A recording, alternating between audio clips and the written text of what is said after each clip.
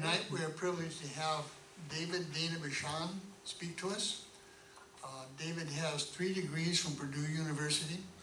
He has a Bachelor's of Science in Mathematics, a Master's of Science in Mathematics, and a Bachelor's of Science in Chemistry. He's one of these overachievers, I'd say. Let's see, what can I tell you about him? Well, you're going to learn a lot about him real soon, so I'll just let it go at that. David, thank you for being here, and it's all yours. Thank you, Jim. Welcome to 16 Christian Mathematicians from the Reformation to now, or the super secret lives of 16 Christian mathematicians. Seemingly from time immemorial, mathematics and astronomy have vied for the title of oldest science. Mathematics underlies all of science, whether physics, astronomy, chemistry, biology, engineering, etc. This presentation considers 16 Christian mathematicians from the Reformation to now. Can anybody tell me what is mathematics? Anybody? Study of numbers. The study of numbers. Anything else? It's a study of everything. Study of everything. Anything else? All right. According to Merriam-Webster, mathematics is the science of numbers and their operations. What is a mathematician? Anybody? Somebody who studies the science of numbers and their operations. Very good. All right. I'll come back to mathematics. When you consider the word mathematics, what comes to mind? Numbers and their operation. Besides that? Nerdy guys. Very guys. Anything else? Yep. Getting results, using numbers. All right. How about groups, rings, fields, sheaves, stalks, leaves? These are also part of mathematics. When you consider a mathematician, what comes to mind?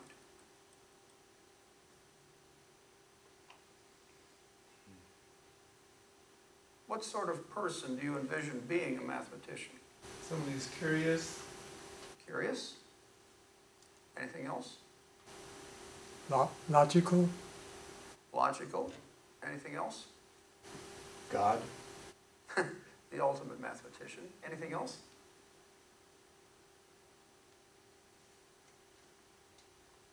Would you consider, for example, a mathematician to be a politician?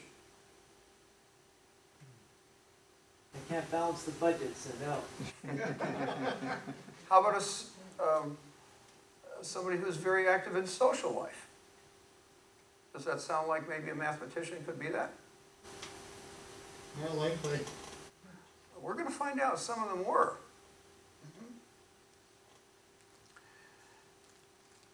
Now, let's see if we can define a mathematician more specifically here. A mathematician is a specialist or expert in mathematics, again, according to Merriam-Webster.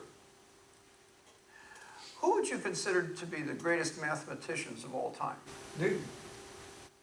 Okay, we have a Newton. Who else?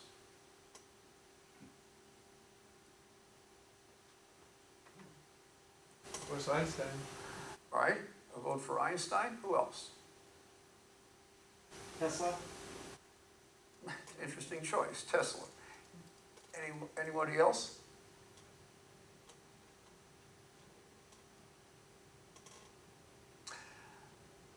Who would you consider to be the greatest Christian mathematicians of all time?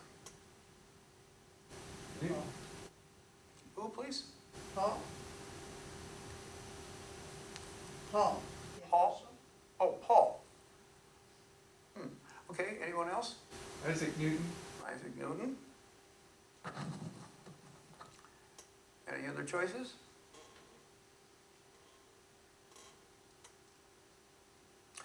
Well, we're going to have some fun here because most of those impressions don't usually apply to actual mathematicians.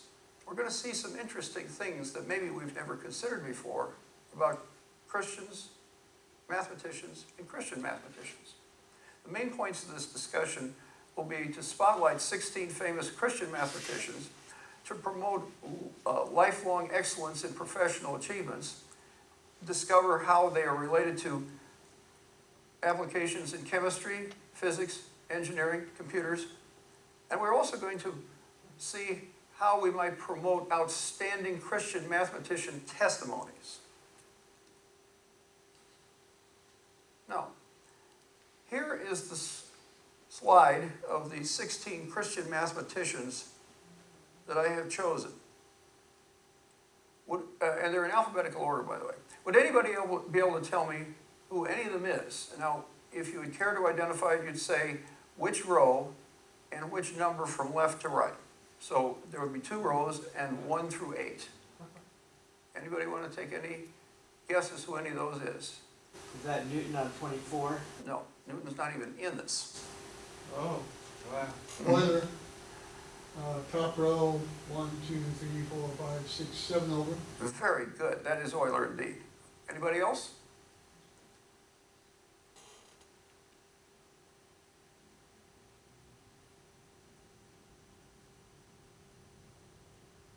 Any other thoughts? Is that Kelvin 16? No. Be interesting, it's a woman. No, the 6th one, that's not a woman, is it? Unless The it's six, okay, no, there was 16 total. No, 1, 6. Oh, what's The that? coordinates. No, that's not, and Kelvin's not in this either. So when you said 16, that could have only. You said 2 rows and 8 spots, so I said 1, 6 basically. Okay, well, I'm sorry, I didn't take it 16 to mean 1/6, but now I do, and no, it is not Kelvin, okay? Any other hypotheses about who any of these is? By the way, they are all famous people. Just not to us. Oh, that's what this talk will then deal with. Well, we just don't know what they look like. That's all. All right. Well, maybe I should just go ahead and say who they are. Yes. As I go from left to right on the top row, Charles Babbage, Isaac Barrow, what's his name on this?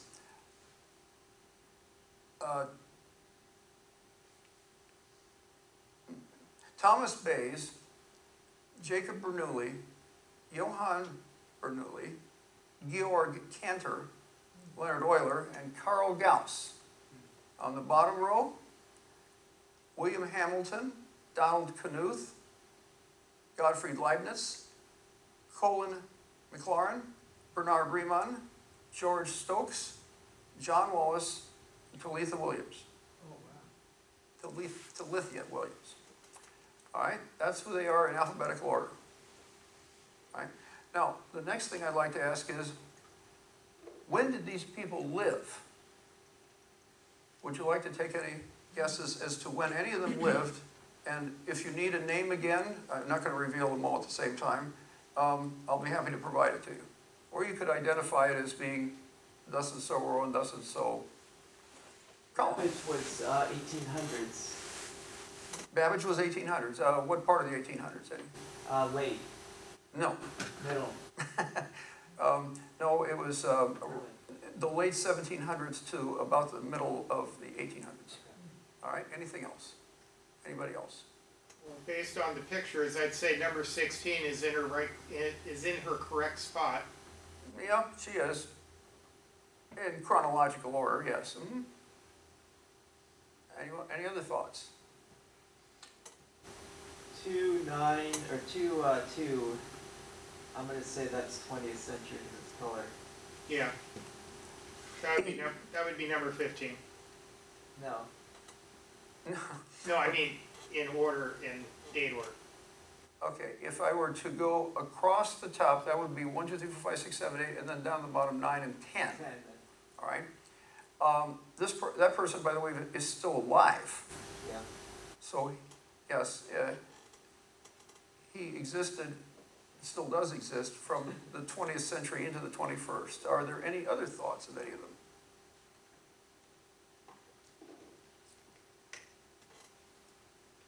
Any at all? I think Gauss was early 1700s. No, No? definitely not. Most of Gauss's life was in the 19th century. 1800s. I think they're all, none of them were preceding the 16th century, right? Yeah, in fact, when I say from the Reformation to now, I mean I was considering mathematicians in that period. The earliest one, whichever one this is, you'll have to discover that, was born in the early 17th century. All right? We have any other thoughts? I'll say Bayes was the one you just mentioned, early 17th century. Okay, which one of these, which row and which column? One, the third spot. Yeah, we're going to find out something interesting about that portrait when we discuss him. All right, anything else?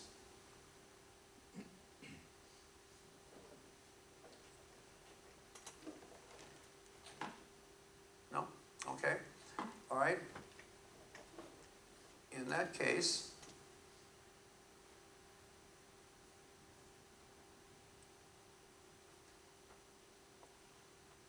oops. Oh. This is their chronological order. This is alphabetical, chronological. So, now that you have the chronological order, when would you say that these lived?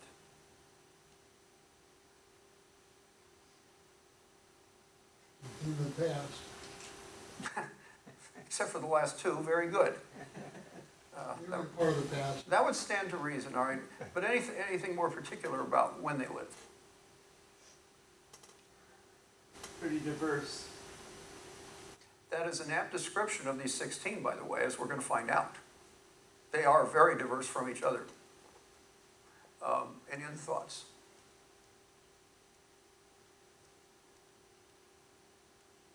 All right. Now to reveal when they lived. I'm sorry, their names. All right. There are their names.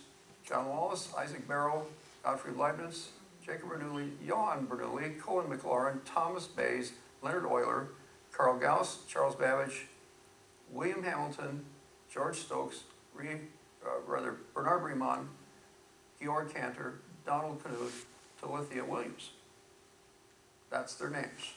We already said that those were their names, but we didn't have them specifically posted until now. Just a question, Sir Isaac Newton, he's not obviously there. Would he not be one of the greatest 16 Christian? He was a Unitarian, Oh, okay. or at least that's the general consensus nowadays. He also was somewhat superstitious too, as it turns out. I see. But it's the fact that he's a Unitarian that primarily put him out of the running. Also, it turns out he didn't have that many works compared to other folks, although the works that he did have, of course, were monumental. Two of his biggest works were when he was 22 and 46, and there wasn't much else. All right, anybody else want to take any shots about when these people lived now that you can see the chronological order of them?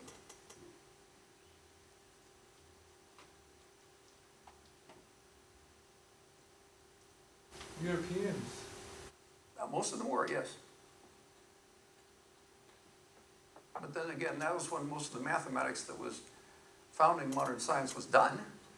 And mathematics hadn't quite reached its ascension in the Far East until only in the last century or so. All right? Any other thoughts about when these lived? The suspense is killing me. I can only imagine how much it is. All right? There are the years in chronological order. Wow. Mhm. It's a rather uniform distribution in certain ways, except that the 20th century doesn't have so many yet. It has yet to be discovered who in the Far East might qualify. But these are still acceptable as good ideas. Now, from this point onward, you might ask the question, why these 16 to the exclusion of anyone else? I'll provide an answer, and you're free to agree or disagree. While no perfect mortal exists, these 16 represent the best, most proficient mathematicians found naming the name of Christ. Like all mortals, all 16 have shortcomings, with some having more shortcomings than others, and a few of them perilously close to exclusion from the list. See Micah 7:4. However, all 16 testify to the one and only God, some more by word, some more by deed. How would you characterize a great mathematician?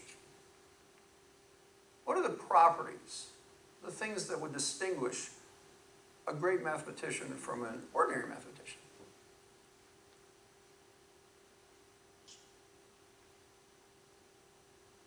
Adds to the understanding of mathematics. All right. Adds to the understanding of mathematics. Anything else?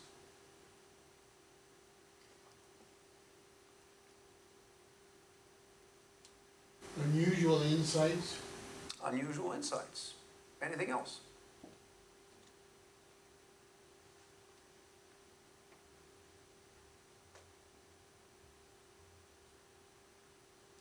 All right, I'll leave it at that.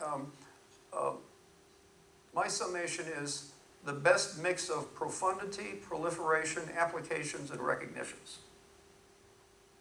In a very real way, the story of a great mathematician is a human story, a story about the ups, downs, talents, shortcomings, triumphs, tragedies of a human being whose life is mathematics.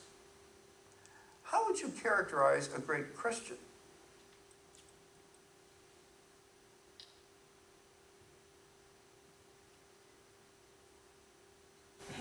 Very similarly. All right. Could you be more specific about... Without the math. All right. Anything else? Living like Christ, professing his gospel. That sounds pretty good. Anything else?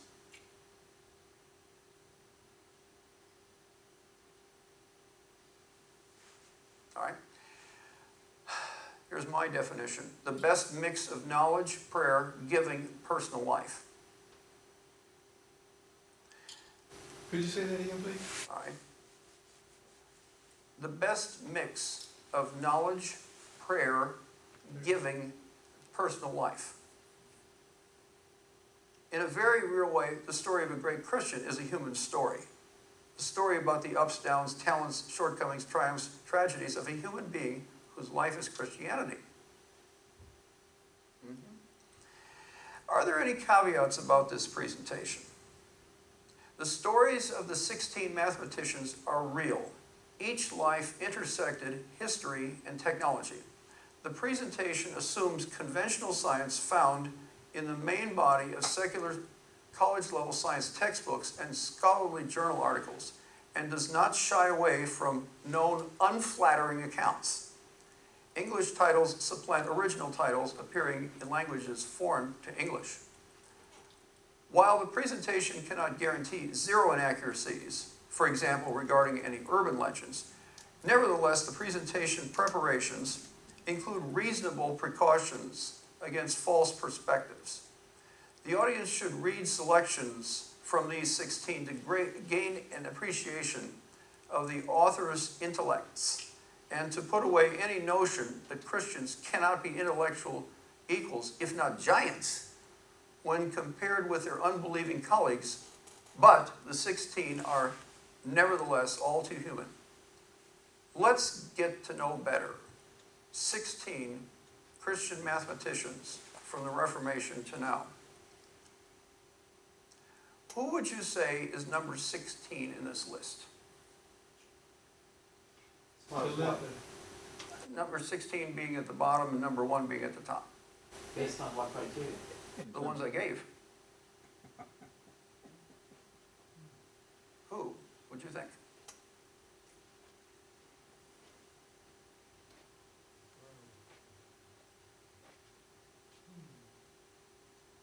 let's look at those names again. Wallace, Barrow, Leibniz, the Bernoulli brothers, Maclaurin, Bayes, Euler, Gauss, Babbage, Hamilton, Stokes, Riemann, Cantor, Knuth, and Williams. Who would you say is number 16?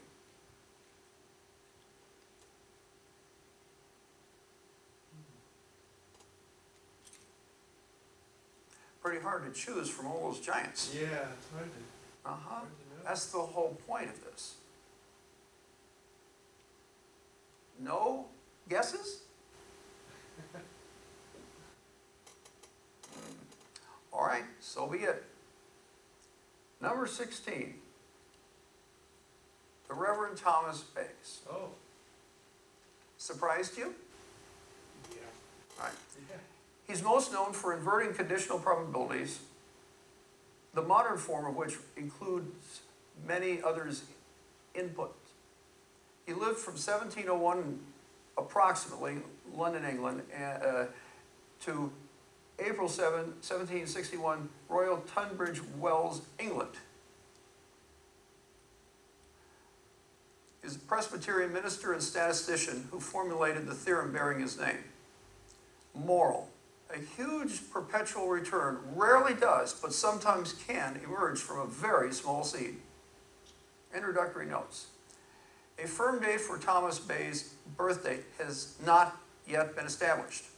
Many say that the only portrait of Thomas Bayes, pictured here, from the 1936 History of Life Insurance by Terence O'Donnell, American Conservation Company, Chicago, is of doubtful authenticity and likely not a portrait of him at all. Oh, But that's the only thing we have. I'm Bay- thinking it's a nice, it looks like a nice rendition, but if it's, We don't have any idea because there's nothing to compare it against, apparently. Bayes, who came from a nonconformist Sheffield family, was the son of London Presbyterian minister Joshua Bayes. After enrolling at the University of Edinburgh in 1719 to study logic and theology, he assisted his father in 1722 before moving to Tunbridge Wells, Kent in 1734, where he was minister at Mount Sion, with an S, chapel until 1752. Whatever motivated his interest in probability, for which he eventually became famous long after his death, and likely without his own aspiration, Bayes didn't have long to write much of anything about it. Besides his only two publications, one of which was theological, very little else is known about Bayes' life. The following motivates conditional probability, which undergirds Bayes' theorem in modern form. Now, you may recognize this sort of a figure as what kind of a diagram?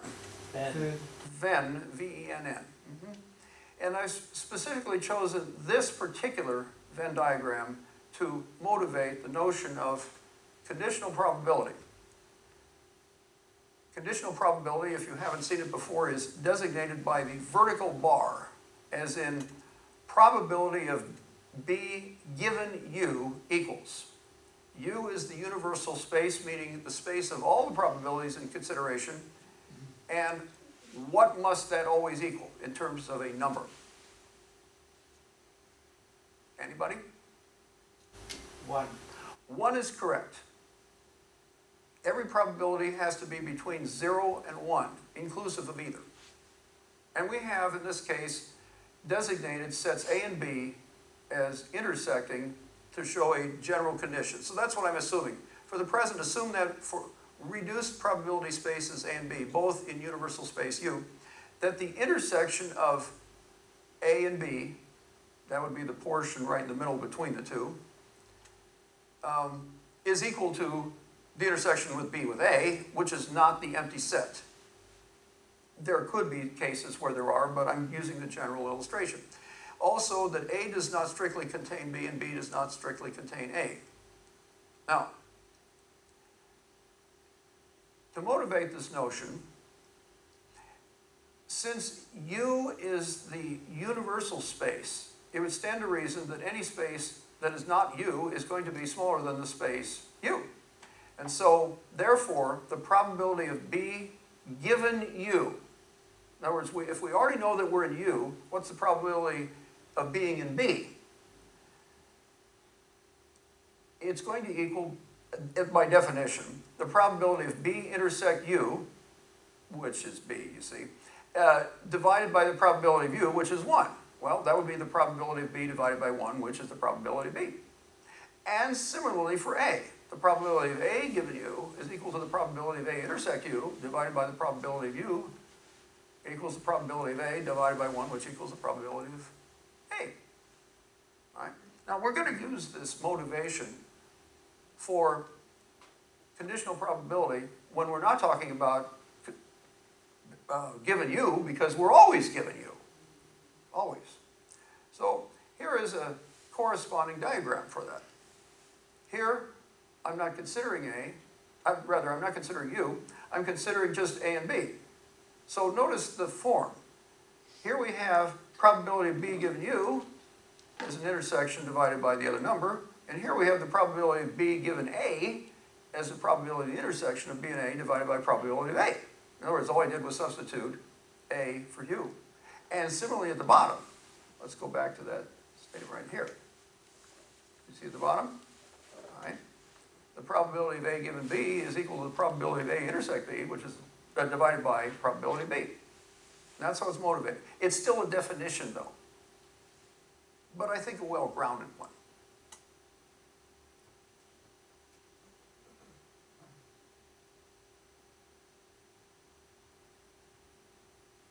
Now, what makes this interesting is that since B intersects A is the same as A intersects B, therefore, we can write out the following. Again, defining the probability B given A equals probability B intersect A divided by probability of A implies, by multiplying both sides by the probability of A, that the probability of B given A times probability of A is equal to the probability of B intersect A. And by symmetry, the probability of A given B is equal to the probability of A intersect B divided by the probability of B, which implies that the probability of A given B times the probability of B equals probability of A intersect B. But since, let's go back to this, but since B intersects A equals A intersects B, the probability of B intersect A equals the probability of A intersect B. Therefore, the probability of B given A times the probability of A equals the probability of A given B times the probability of B. This result is one form of Bayes' theorem, the most symmetric I can imagine. From this simple observation on conditional probability came all of its applications. All of them. That's the root. Yes, it is. It's not terribly difficult. So, in other words, Bayes' theorem states that the relationship between the conditional probability of one variable in terms of the conditional probability of another variable, even if an appropriate partition of S exists, the sample space that is. Meaning, we could start carving up more and more things besides just B and A. The idea is going to be the same, it just grows a little bit more complex. But to show the essence of the matter, I show probability of B given A times probability of A equals probability of A given B times probability of B, because that is, at its root, Bayes' theorem. After Bayes' death, his family gave his papers to a friend, the minister, philosopher, and mathematician Richard Price. Price significantly edited the Bayes' unpublished manuscript called An Essay Towards Solving a Problem in the Doctrine of Chances, which contains Bayes' theorem, for 2 years before sending it to a friend who read it aloud at the Royal Society on December 23, 1763. The edited paper appears in Philosophical Transactions. Price wrote an introduction to the paper, providing some of the philosophical bases of Bayesian statistics, and chose one of the two solutions Bayes offered. Bayes' elementary but profoundly visionary observation was originally submitted as a defense of the existence of God. to oppose David Hume's An Inquiry Concerning Human Understanding from 1748. Pierre Simon Laplace, who declared to Napoleon Bonaparte that he had no need of that hypothesis, presumably the God hypothesis, ironically became the principal pioneer and popularizer of the Bayesian interpretation. Hundreds of years later, Bayes' theorem keeps on giving today. The philosophy of Bayesian statistics is at the core of almost every modern estimation approach that includes conditioned probabilities, such as sequential estimation, probabilistic machine learning techniques, risk assessment, simultaneous localization and mapping, regularization or information theory, though without the development of the rigorous axiomatic framework for probability theory as a whole until the early to middle 20th century. Applications of Bayes still multiply without apparent bound, not stopping or slowing, including, now this is the first long list we encounter. Some people have their eyes glazed over by listening to long lists. I would prefer something else, that you absorb it as follows. You're seeing how many different things could arise from such a single source, and then be amazed by it. Action, classifier, discriminability index, error rate, estimator, factor, impact, linear statistics, prior, empirical method, evidence, hierarchical model, approximate computation, average, approaches to brain function, bootstrap, control rule, cognitive science, econometrics, efficiency, epistemology, expected loss, experimental design, game, history matching, inference, widely applicable information criteria, Kepler periodogram, knowledge tracing, learning mechanisms, linear regression model, the latter of computational anatomy, averaging, combination, reduction, selection, and that last of multivariate regression, Nash equilibrium, network, neural network, operational modal analysis, optimal mechanism, optimal pricing, optimization, poisoning, probability, procedures, programming, program synthesis, quadrature, regret, search theory, spam filtering, statistics, structural time series, support vector machining, survival analysis, template estimation, tool for methylation analysis, vector autoregression, dynamic network, internation society for analysis, probably international, perfect equilibrium, recursive estimation, variable order network, variational methods, plus a host of other topics. In a twist, so-called equal opportunity atheist Richard Carrier uses Bayes' theorem to support his own positions. The University of Edinburgh opened a £45 million research center connected to its informatics department named after Bayes, an alumnus. Do you have somewhere we can read it along with you? I wish we could do that, but we can't put them both on the same screens. But I'd be happy to send you a copy of something if you ask for it afterwards. I'm just at this point trying to get you to understand how immense things are more than the details for now. It's the immensity that I'm driving at here. The script is always available. All right. Case Business School, the Business School of City University of London on London's Bunhill Row, was renamed Bayes Business School in 2021.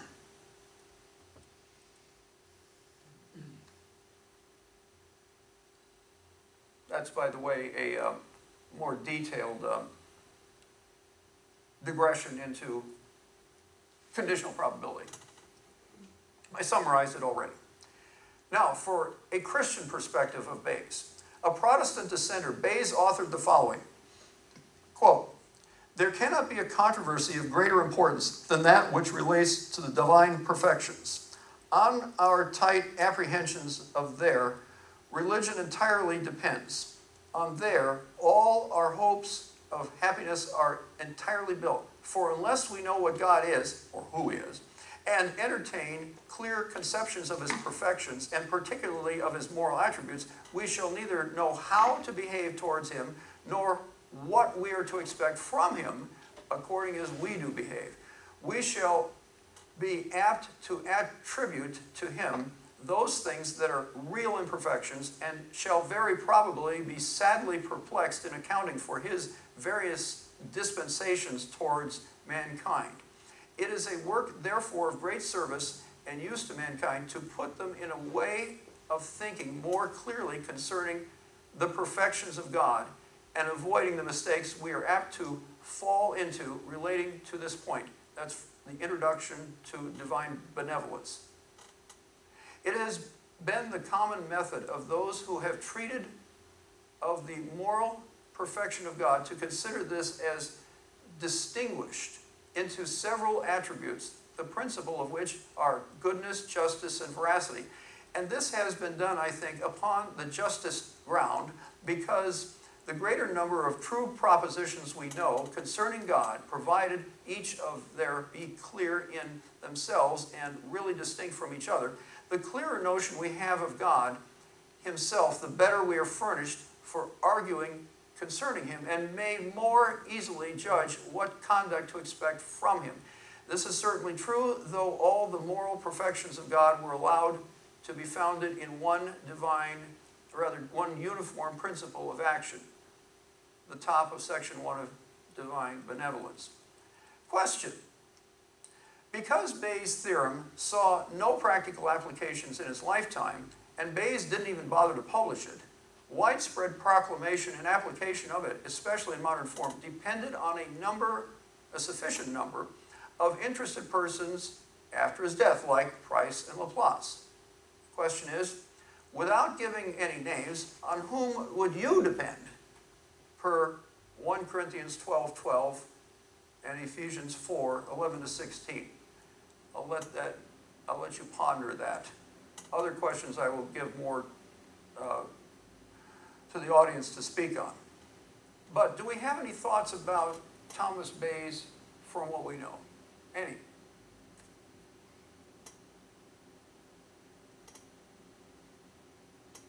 Or are you stunned?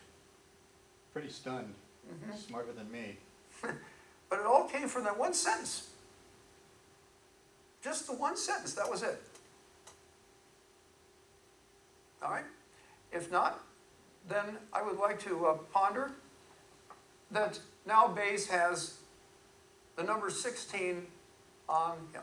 Did he write any great theological essays? Benevolence was the only theological work he had, and the issues having to do with the probability and chances was the only other work he had. He only had 2 that we know of. That's it.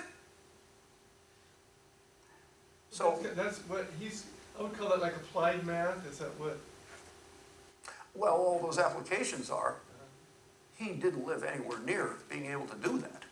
But it was everybody else who took up his banner that did. And to think that there were unbelievers in the chain too, that was the amazing part. Yeah. Early on and now more recently. So everybody got in on the act. And this is how we have the great applications that came from it. Yes? Yeah, it's amazing all the different forms of math that came from that. Just from that one sentence. Yeah. Literally, that one sentence. It's that there was so much tied up in that one sentence that it was bound to burst forth with those applications. Though, of course, who could know that back then in the 18th century? Any other thoughts? All right. Who would like to take a guess who number 15 is?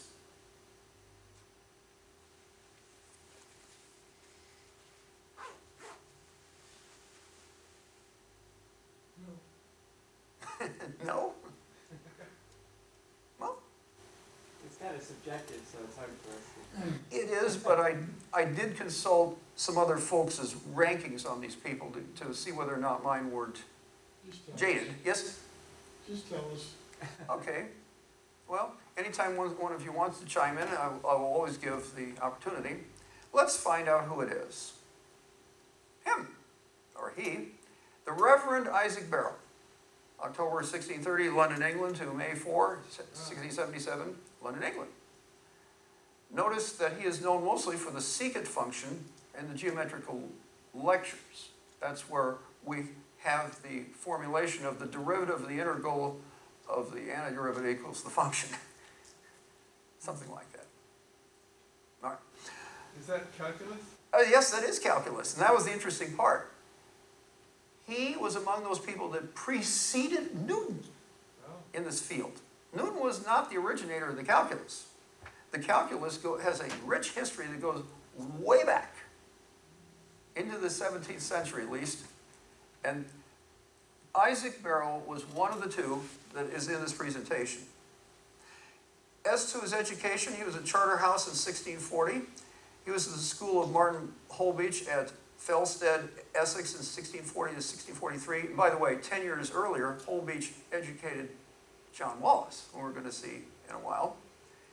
He was at Cambridge University, Peterhouse, 1643, later transferred to Trinity College, attaining his BA in 1648, became a Trinity College Fellow in 1649, his Master's in Arts, 1652, ordained and appointed Regius Professor of Greek, 1660.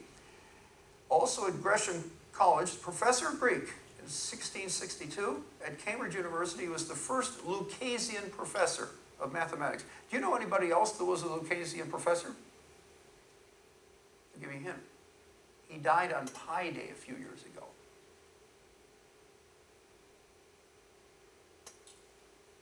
He was also quite crippled. Oh, I'll take that. Stephen Hawking was also a Lucasian Professor of Mathematics there. That's correct.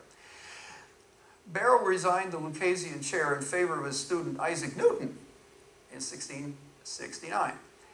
Barrow was also royal chaplain to Charles II in 1670. He got his Doctor of Divinity by royal mandate in 1670, and he was once again at Cambridge University and got his Master of Trinity College, or he was the Master of Trinity College from 1672 to 1677. That would be the year that he died. Moral: leaving one profession for another can sometimes improve both. Barrow was son of Thomas Barrow, a linen draper who had married Anne, daughter of William Buggin of North Cray, Kent, in 1624. Anne died around 1634, and Thomas sent Barrow to his grandfather Isaac, the Cambridgeshire Justice of the Peace at Spinney Abbey. After his European schooling, Barrow spent 4 years traveling across France and Italy, and in Turkey, lived in Smyrna and studied in Constantinople, modern-day Izmir and Istanbul, respectively, then returned to England in 1659. Barrow was low in stature, lean, pale-complexioned, never married. Barrow is a study in contrasts.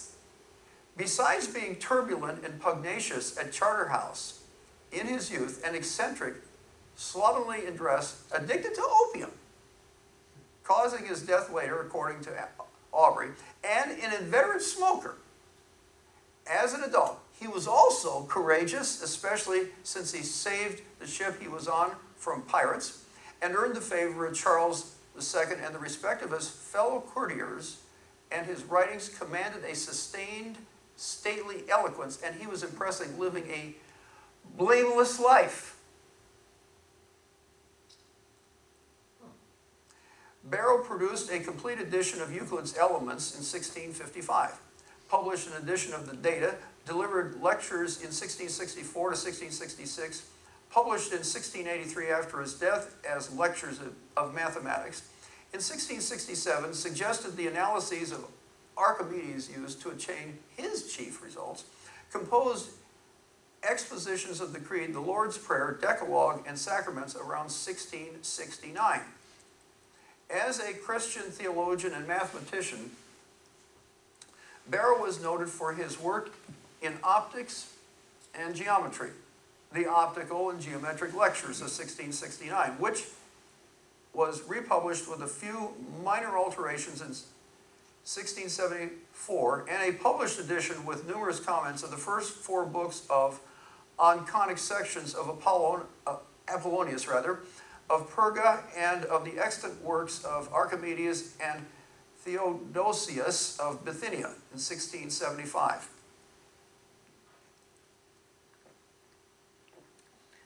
Barrow was among the first to prove the fundamental theorem of calculus in the geometric lectures. The integral of secant function on the left side, tangents of the kappa curve, which we now know how to do very nicely with implicit differentiation. After his mathematics, Barrow devoted himself to theological studies until his death. Quotes, "But perhaps you may ask whether time was not before the world was created, and if time does not flow in the extra-mundane space where nothing is, a mere vacuum, I answer that since there was space before the world was created, and that there now is an extra-mundane, infinite space where God is present, time existed before the world began, and does exist together with the world in the extra-mundane space, because 'tis possible that something might have existed long before the world was made, and there may now be something in the extra-mundane world, rather space, capable of such a continuance. Some sun, spelled S-U-N, might have given light long before this, and at present this or some other like it may diffuse light through imaginary spaces. Time, therefore, does not imply an actual existence, but only the capacity or possibility of the continuance of existence, just as space expresses the capacity of a magnitude contained in it." The preface to Geometrical Lectures, 1935. By the way, you may or may not disagree, or rather you may agree or disagree with any of these statements, and I can understand why you might, especially with those kinds of statements. They're also written in a higher language, or higher level, if you like, a more erudite form as we go backwards in time, typically. Another quote, "That men should live honestly, quietly, and comfortably together, it is needful that they should live under a sense of God's will and in awe of the divine power, hoping to please God and fearing to offend him by their behavior respectively." The Theological Works of Barrow, page 335. "We are, 'tis true, greatly indebted to God for our creation, for that he hath extracted us from nothing, and placed us in so lofty a rank among his creatures, for the excellent faculties of soul and body, wherewith he has endured us, and for many most admirable prerogatives of our outward estate, but much more for our redemption, and the wonderful circumstances of unexpressible love and grace therein declared, for his descending to a conjunction with our nature, and elevating us to a participation of his, for dignifying us with more illustrious titles, and instating us in a sure capacity of a much superior happiness." Sermons preached upon several occasions, the 9th sermon. Question. Barrow changed his profession from mathematics to theology. What are biblical reasons for changing direction? Any, please.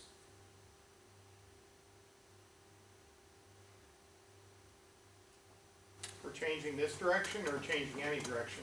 Just generally, for changing direction. Calling by the Lord. Calling by the Lord. Anything else? Believing the new profession is a more noble one. More noble profession. Anything else?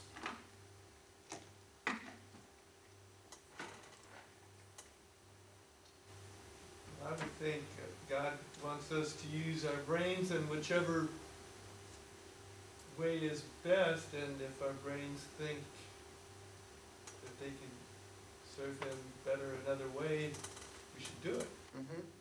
All right. Our brains changing. All right. Anything else? The references I give at this point would be Proverbs 3, 5-6, Isaiah 30, 21, and Acts 16, 6-10. All right?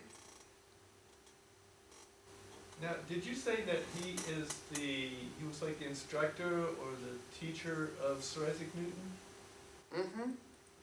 Yeah, let me get the quote for you Yeah, again. there's a lot of similarities between the two. Yeah. Let me look that up again, please, if I could. Well, actually what he did was he resigned the Lucasian chair in favor of his pupil, and the pupil was Isaac Newton. So Newton thus became the second Lucasian professor. Right. Any other thoughts? I just think it's interesting that, we've had two guys and they're both reverends. Yes. There were a number of them back then, by the way. You might know the story about how many reverends there were in the Constitutional Convention and the Declaration of Independence. There were quite a few, I heard. Well, I know like 2/3 of the founding fathers had the equivalent of a degree in theology. Mm-hmm. I wouldn't want to go up against any of them in Jeopardy, for example. At least if the categories came up. All right. Well, there we have marked now number 15. You can see that on the left side of the top row, towards that end. Would anybody like to take a guess about number 14? 14. Hamilton. William Hamilton. Hamilton? Well, Hamilton comes a bit later. Anything else?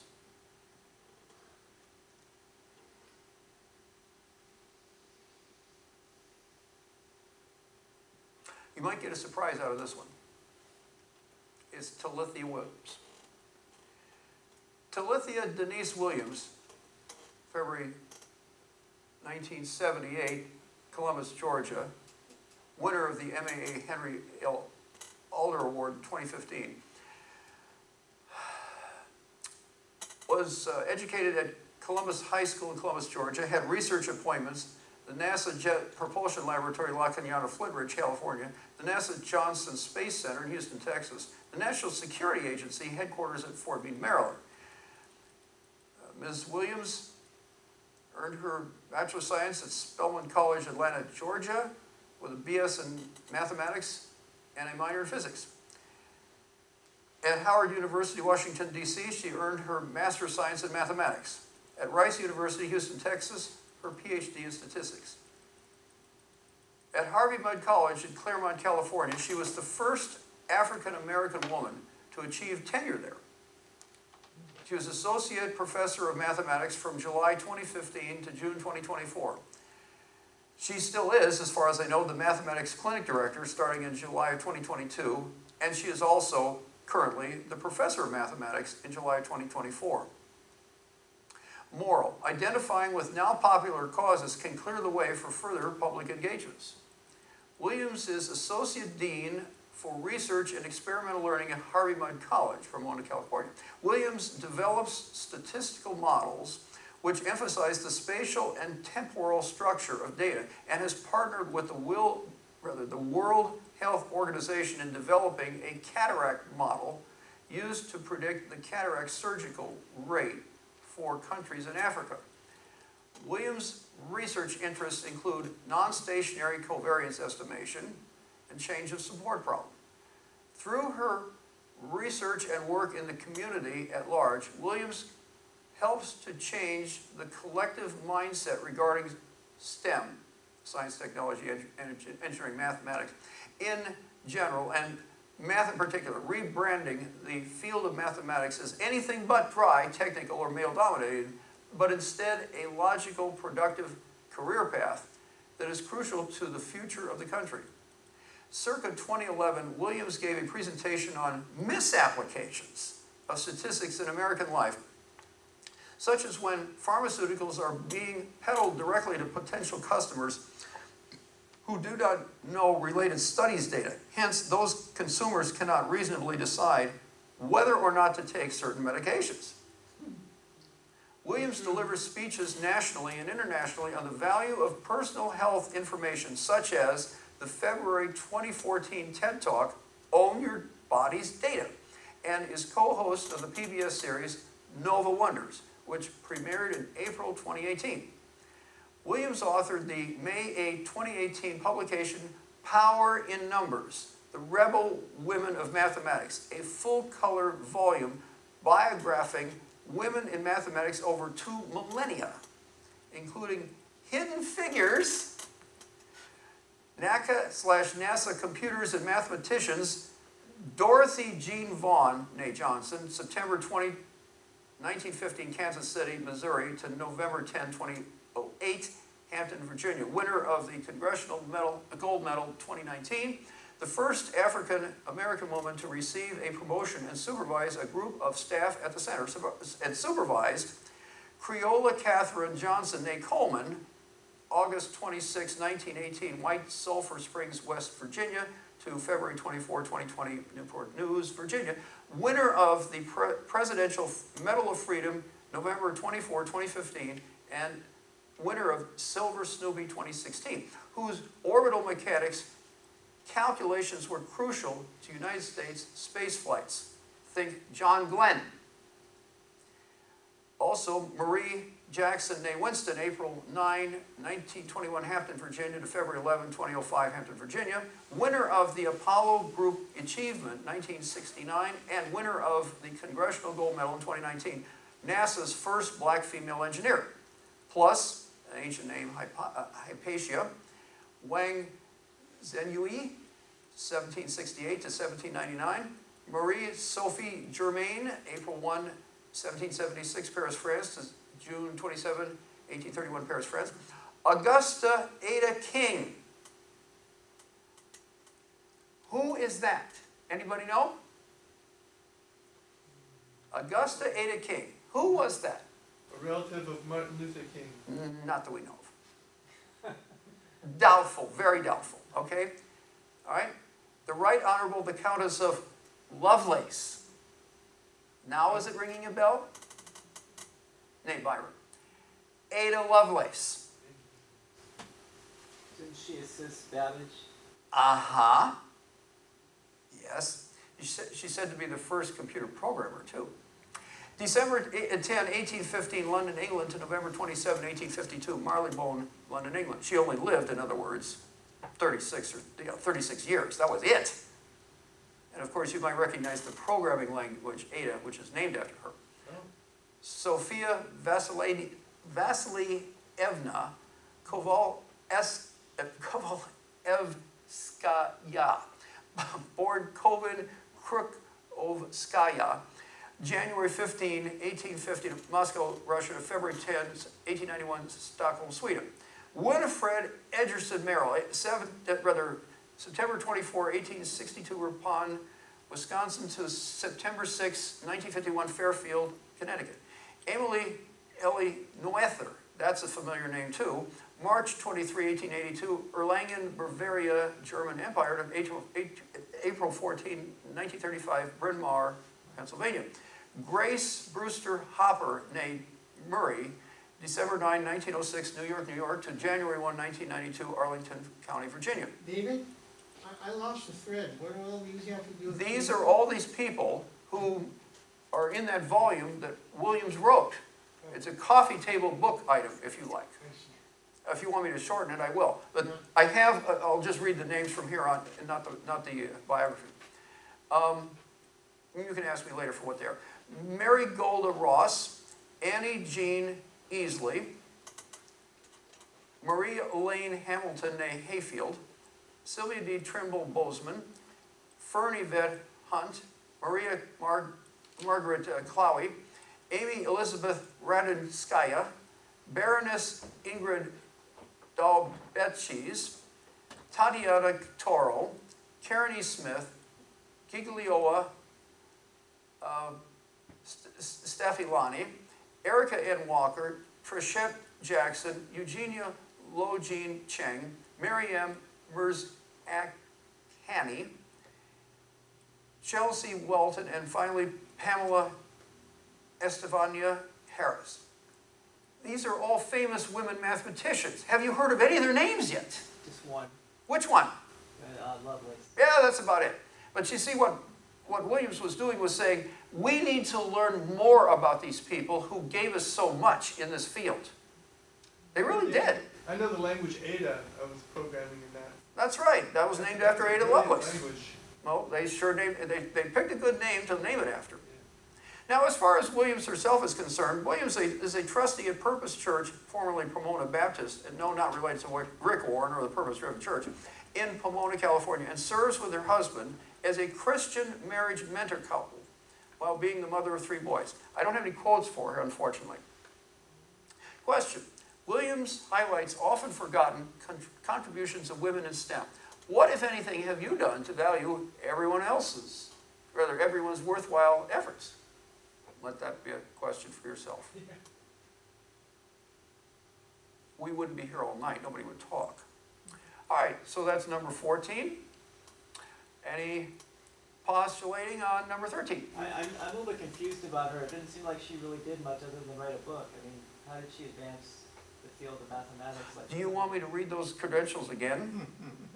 Well, there's a lot of people that have degrees that Yeah. we could cite. Well- But I mean, did she do any groundbreaking formulas or any new branches of Yes, mathematics? that's what I was trying to end. Well, I don't know the whole branches, but let's. Orbital mechanics, Yeah, see, she was in the space field for years. She was kind of an apprentice in mathematics at that point, but she was there. And then also, I mentioned the 2014 TED Talk, Own Your Body's Data. You should really look at that too, to see what she does. And what else? Yes? Mhm. I was confused that mention of John Glenn. Oh, yeah. Those were in her volume on these 27 women, I mentioned the first 3 in the list that I was highlighting. And those were the 3 that were at NASA, making sure that John Glenn was able to orbit. I saw the movie about that one. She was born long after he did his first orbit. And she wrote a book about people that helped. That's right. See, Williams was was in her way a biographer of those 3 people who came before her. Biographer of them. Oh. Mhm. Williams is still alive. None of those other 3 is. They all were born in the teens and 20s. But what I mean though is, she didn't do things for orbital mechanics that enabled John Glenn to do his orbit. He did that years before they were born. I understand that. No. Williams came along later in the program than John Glenn. Of course she did. She just happened to also be biographing these other earlier women too in her book. Sorry if that was not clear. Yeah, it just seems like a little bit of a stretch for me to Well- get up here. Well, for that matter, you might as well say that the first 2 would have been stretches too. Because, see, what I was trying to pick out is these still contributed in mightier ways than any of us will. Maybe less mightier than others to come later, but they're still there. And they still have these significant testimonies behind them. Well, like Bayes, I use his stuff. I took statistics and econometrics. I use all sorts of formulas. Like, who's using Williams's, mathematical models today? I guess I'm just confused how that All right. applies. Well, I would refer you then to an early sentence that says she has partnered with the World Health Organization in developing a cataract model used to predict the cataract surgical rate for countries in Africa. In fact, I must say, I was on a transit a week or 2 ago, and I won't mention any names of the people that were there, but I can tell you that her name got me out of a pickle, because I was able to present it as being a significant presence in the field, and with that, the dissension quelled. I guess is the best way of putting it. So, I'd like to continue because it's 8:35 now. But thank you for your interest and your comments. And we can talk later if we like. Now, who would like to guess who number 13 is? Laura. You're not too far off, but he's not number 13 in this listing. Stokes. He's a little further than that. Raymond. He's way above him. Wallace. The first Bernoulli. Well, you were getting a pretty good run at it, as you're going to begin to see, except for one of those ones you just mentioned, Riemann. Yeah. The guys I don't really know. But that's the whole point. I'm trying to show you that these are names that are famous. Like, mathematicians would know every one of these names except maybe Ms. Williams, but they would know all the rest of them. I know about 10 of them. Yeah. Which 10, by the way? Gauss, Babbage, Cantor, Euler, Bayes, Bernoulli, I'm not sure which one I was knowing, Leibniz, and Barrow. Be careful of the pronunciation because you might be showing lack of knowledge, it's Leibniz and Euler. EU is pronounced OI. It's Germanic. Actually, he was Swiss, but they often have the Germanic language. Okay, anybody wants, so it wasn't any of those that's number 13 that's been mentioned. Anybody else want to give it a try? He's jealous. Oh, I like to leave it open. All right, let's find out who number 13 is. Charles Babbage. Oh,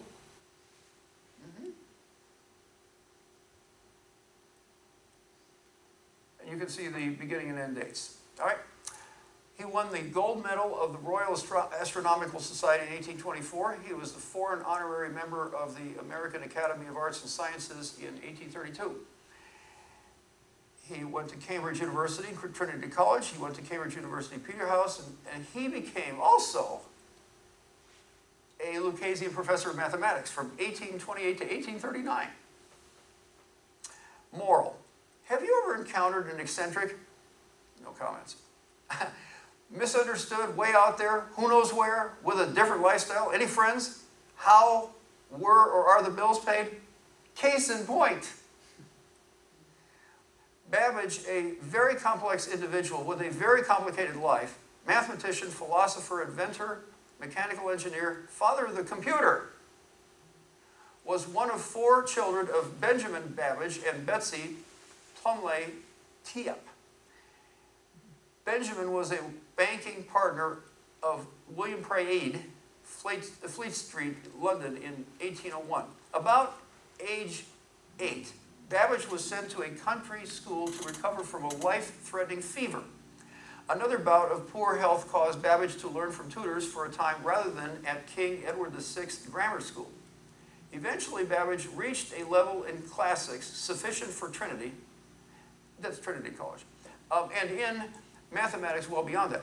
Babbage was in the Analytical Society and other societies such as the Extractors Club. That's an interesting one, by the way.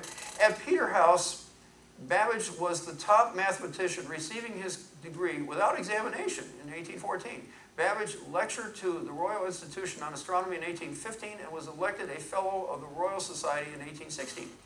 Babbage invented the first mechanical computer, the difference machine, eventually leading to more complex electronic devices, though all essential ideas of modern computers originated with his analytical machine, programmed using a principle openly borrowed from the Jacquard loom.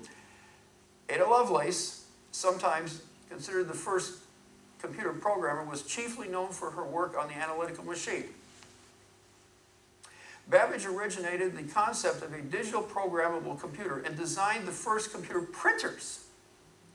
Babbage was instrumental in founding the Royal Astronomical Society in 1820, originally to reduce astronomical calculations to a standard form, to circulate data, and overcome errors in tables.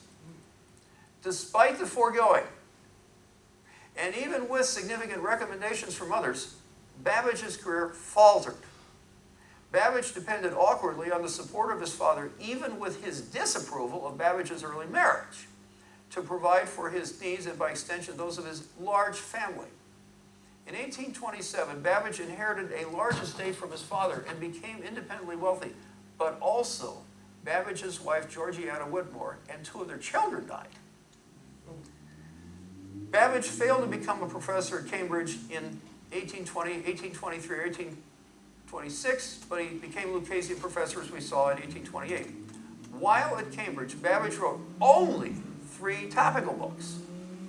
Because Babbage also gave no lecture, he gained little sympathy from his colleagues, certainly none from his Lucasian predecessor, Royal astronomer George Biddell Airy, thus stymieing manufacturing of Babbage's machines. Even so, Babbage had a broad range of interest and so was described as preeminent among the many polymaths of his century and an important figure in the social scene in London.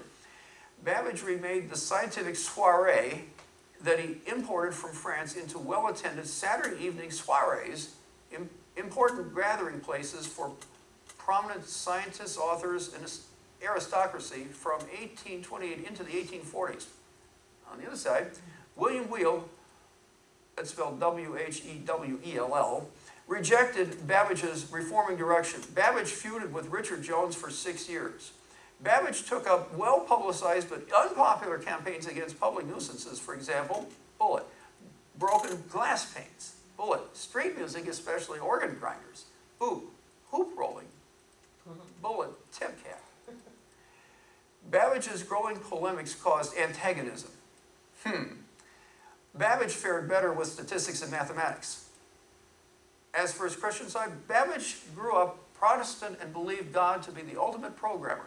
From passages from the life of a philosopher, 1864, bullet. There are sources of divine knowledge, sub-bullet. A priori or mystical experience, sub-bullet. Revelation, sub-bullet. Creation, bullet. The design argument led Babbage to actively profess the existence of God, sub-bullet. In the works of the Creator, ever open to our examination, we possess a firm basis on which to raise the superstructure of an enlightened creed. The more man inquires into the laws which regulate the material universe, the more he is convinced that all his varied forms arise from the action of a few simple principles. The works of the Creator, ever present to our senses, give a living and perpetual testimony of his power and goodness, far surpassing any evidence transmitted through human testimony. The testimony of man becomes fainter at every stage of transmission, whilst each new inquiry into the works of the Almighty gives to us more exalted views of his wisdom, goodness, power. Bullet. Babbage defended divine miracles, dismissing David Hume's objections. Sub-bullet. We must not measure the credibility or incredibility of an event by the narrow sphere of our own experience, nor forget that there is a divine energy which overrides what we familiarly call the laws of nature. All that we see in a miracle is an effect which is new to our observation and whose cause is concealed. The cause may be beyond the sphere of our observation and would be thus beyond the familiar sphere of nature. But this does not make the event a violation of any law of nature. The limits of man's observation lie within very narrow boundaries, and it would be arrogance to suppose that the reach of man's power is to form the limits of the natural world.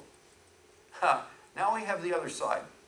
Babbage also considered Oriental thoughts, unchristian sources such as Marx, Boole, De Morgan, Owen, Lyell, even a fascination with the dark side, even the devil. He was one of those that was perilously close to being off the list, in other words. Babbage affected, and some people would put him off the list, I guess. Babbage also affected Mill's, that's John Stuart Mill's thinking. Some of Babbage's works, not in any particular order, the Calculating Machine, the Exposition of 1851, or Views of the Industry, the Science, and the Government of England, Reflections on the Decline of Science in England and on some of its causes, On the Economy of Machinery and Manufactures, an essay on general principles which regulate the application of machinery to manufactures, passages from the life of a philosopher, on electric and magnetic rotations, on the principles and development of the calculator and other seminal writings, Science and Reform selected works, Geometry and Faith, a fragmentary supplement to the Ninth Bridgewater treatise, on the influence of signs in mathematical reasoning, a comparative view of the various institutions for the assurance of lives, tables of the logarithms of natural numbers, observations on the temple of Serapis at Pozzuoli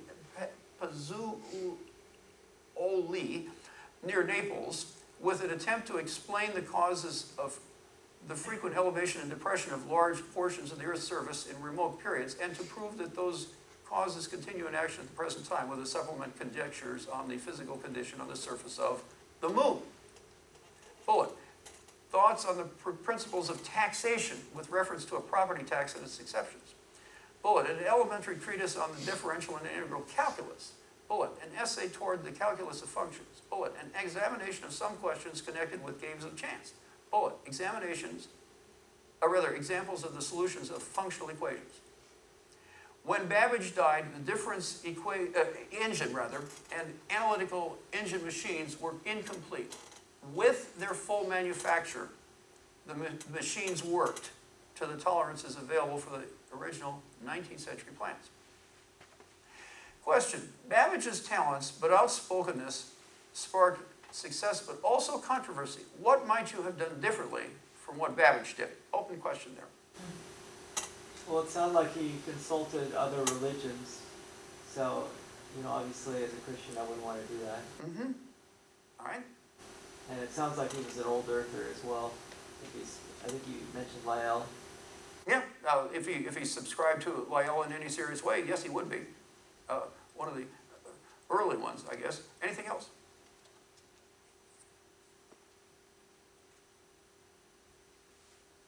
All right. In that event, by the way, you might notice that I have put some of the more prominent quotations underneath these people's names in the slide. What's that KHFRS stand for? Well, I know that FRS stands for Fellow of Royal Society. I don't recall what KH stands for. Sorry about that. There are so many things I could do. But thanks for calling me on it.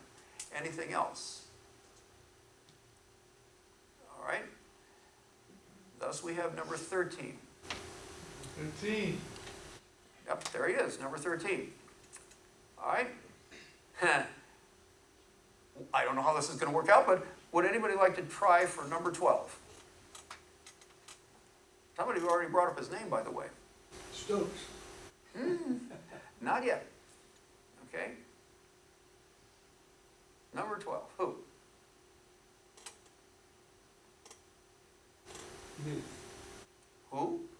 Newt. Oh, Knuth? No. Newt. No, he's a little farther up. Anyone else? Gauss. No, he's way far up. Anything else? Just tell us. Hamilton. Not yet. I waffled between Hamilton and Stokes. I really did. All right, then let's find out who number 12 is. Remember I mentioned, somebody already mentioned his name? Colin Maclaurin. Oh, Yeah. Yeah, him.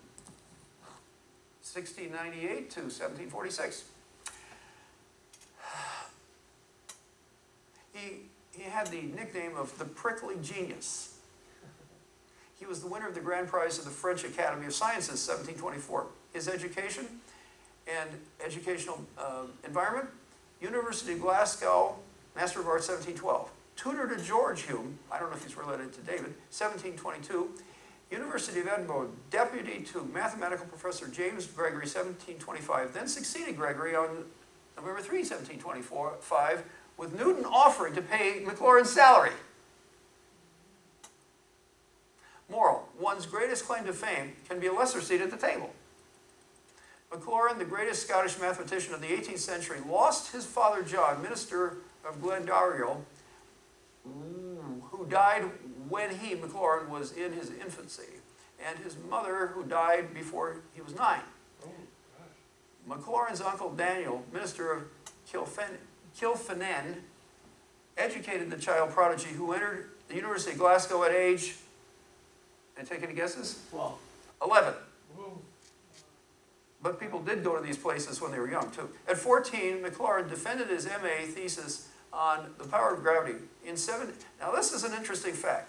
In 1717, Maclaurin became the youngest professor at age 19, a record that stood until February 22, 2008, when Elias Sabur became the youngest professor just a few days short of 19. In the vacations of 1719 and 1721, Maclaurin met Newton, Hoadley, Clarke, Fulks, and other philosophers in London. In Lorraine, Maclaurin wrote, "Demonstration of the laws of the collision of bodies." Remember that when you're reading your physics texts. Maclaurin defended and developed Newton's method of fluxions, in other words, the calculus, and made important discoveries in algebra, geometry, actuarial science, and mechanics, particularly the gravitational effect of ellipsoids, attracting attention from D'Alembert, Clairaut, Euler, Laplace, Legendre, Poisson, and Gauss. Maclaurin showed that an oblate spheroid was a possible equilibrium in Newton's theory of gravity. Subramanian Chandrasekhar, co-Nobel laureate of physics in 1983 for the triple alpha process, that was in my other talk, dedicated a chapter of his ellipsoidal figures of equilibrium to Maclaurin's spheroids. Maclaurin's treatise of Fluxion, 1742, in which Maclaurin used the Taylor series. Anybody who's taken any calculus would know about this, to characterize maxima, minima, and points of inflection for infinitely differentiable functions, brought organization and rigor to Newton's calculus, especially regarding the fundamental theorem of calculus. Integration theory, optimization, and summation of infinite series. Maclaurin and Euler discovered, what do you know, the Euler-Maclaurin formula. An important relationship between integrals and sums by which Maclaurin, bullet, summed powers of arithmetic progressions, bullet, developed Stirling's, that's S-T-I-R-L-I-N-G, apostrophe S, formula, derived the Newton-Cotes numerical integration formulas, and Simpson's rule, if you recall your calculus, is a special case. Maclaurin is also known for the, or without the, Maclaurin's inequality, Maclaurin spheroid, Maclaurin Cauchy test, Breckenridge-Maclaurin theorem, trisect of Maclaurin, and integral test for convergence of a series. That last one is probably the only one you've ever encountered, but it's certainly there again in your calculus book. Though not the first to approximate functions by power series, Maclaurin worked so extensively in this area that the Taylor series, centered as zero, bears his name, the Maclaurin series. And that's something everybody in calculus should know. Maclaurin's pioneering work in actuarial science benefited the widows and orphans of Scottish professors and pastors. Maclaurin reduced many otherwise intractable integrals to finding arcs for hyperbolas, and D'Alembert and Euler provided a more concise approach. Maclaurin's rule for solving square linear systems for 2 or 3 unknowns and discussion of the case of 4 unknowns appears in his Treatise of Algebra, 1748, published 2 years after his death and 2 years before Kramer's complete generalization. You might recall from your linear algebra that we employ these same methods to this day with pivoting in computers. In 1733, Maclaurin married Anne Stewart, daughter of Walter, Solicitor General for Scotland. Colin and Anne Maclaurin had 7 children, and his eldest son, John, studied law, was a senator of the College of Justice, and became Lord Dreghorn, joint founder of the Royal Society of Edinburgh. Maclaurin actively opposed the Jacobite Rising of 1745 and superintended the operations necessary for the defense of Edinburgh against the Highland army. The Archbishop of York sheltered Maclaurin when he had to flee the Highlanders. Journeying south, Maclaurin fell from his horse, and his exposure to the elements eventually resulted in dropsy. Maclaurin died on his return to Edinburgh after the Jacobite army marched south. Colin Maclaurin wrote in his honor, within Edinburgh University's King's Buildings, bends around the part of Sanderson Building. The Maclaurin Society, the Mathematics and Statistics Society at Glasgow University, is also in his honor. Colin Maclaurin was the name used for the new Mathematics and Actuarial Mathematics and Statistics building at Watt University in Edinburgh. Mathematician and former MIT president Richard Colburn Maclaurin was from that same family. Other Colin Maclaurin works, bullet, organic geometry, 1720, on the general properties of geometric lines, 1720, account of Newton's discoveries, 1748, and account of Sir Isaac Newton's philosophical discoveries, 1749. Now for a Christian perspective. A Presbyterian raised in a clergyman's home, Maclaurin believed God to be the author and governor of the universe, the first and supreme cause, and the Lord and disposer of all things. The perfection and multiplicity of design and the fulfillment of messianic prophecies provided Maclaurin with compelling evidence of the existence and attributes of God. The plain argument for the existence of the deity, obvious to all and carrying irresistible conviction with it, is from the evidence, contrivance, and fitness of all things for one another, which we meet with throughout all parts of the universe. The admirable and beautiful structure of things for final causes exalts our idea of the contriver. The unity of design shows him to be one with a capital O. The great motions in the system, performed with the same facility as the least, suggest his almighty power, which gave motion to the earth and the celestial bodies with equal ease as to the minutest particles.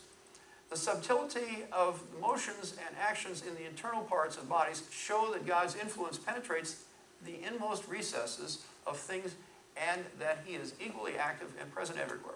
The simplicity of the laws that prevail in the world, the excellent disposition of things in order to obtain the best ends, and the beauty which adorns the works of nature, far superior to anything in art, suggests God's consummate wisdom. The usefulness of the whole scheme, so well contrived for the intelligent beings that enjoy it, with the internal disposition and moral structure of those beings themselves, show God's unbounded goodness. Maclaurin believed the prophecies of Daniel 9, the 70 weeks of representing 490 prophetic years, I guess, to be one of the best proofs of Christianity. To Maclaurin, nature is God's handiwork, and studying his works via science and mathematics is tantamount to studying him. Quote, but natural philosophy is subservient to purposes of a higher kind, and chiefly to be valued as it lays a foundation for natural religion and moral philosophy, by leading us in a satisfactory manner to the knowledge of the author and governor of the universe. To study nature is to search into God's workmanship. Every new discovery opens to us a part of his scheme, and while we still meet in our enquiries with hints of greater things yet undiscovered, the mind is kept in a pleasing expectation of making a further progress, acquiring at the same time higher conceptions of that great being whose works are so various and hard to be comprehended. Question. Maclaurin worked in infinite series, expressed in terms of a function's derivatives at a single point. But Newton and Gregory worked in this area earlier. Who deserves more credit? Who? Any thoughts? Well, you would think the originator, but not necessarily. All right. Anything else?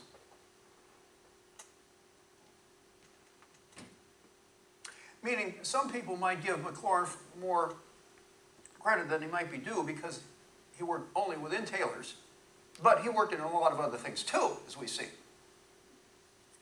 Any other thoughts? All right. Next.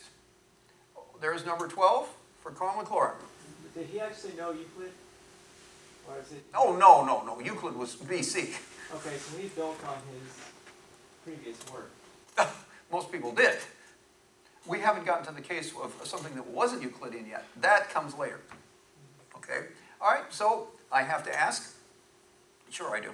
Who would you say is number 11, if that was number 12? Stokes. Correct. We've got one correct. Sir George Gabriel Stokes. Got one. I knew that when they were eliminated somewhat from the bottom, we'd get there. All right. First baronet, 1819 and 1903. Fellow Royal Society. Winner of the Smith's Prize. I'd like to know what that is. Winner of the Rumford Medal, and winner of the Copley Medal. He is only 44. Who? Stokes, he only lived, 1839. 84. 1859. Yeah, it's only 43. 84. Oh, 84. Now, wait a minute. Who are we talking about? George Stokes. Oh, sorry. George Stokes, 1819 and 1903? Yeah. Ah. I thought that was 1859. It was 1839. Okay, let's, maybe we have some ophthalmologists around here. But then again, I would never make that mistake. No. Okay. Stokes's educational background, he was Cambridge University, Pembroke College, 1837 to 1841, and the Stokes Society in 1909. That was after he was dead. All right. One moment, please. And, this is going to sound familiar, Cambridge University, he was a Lucasian professor of mathematics. 1849 to 1903, the longest in history. 54 years.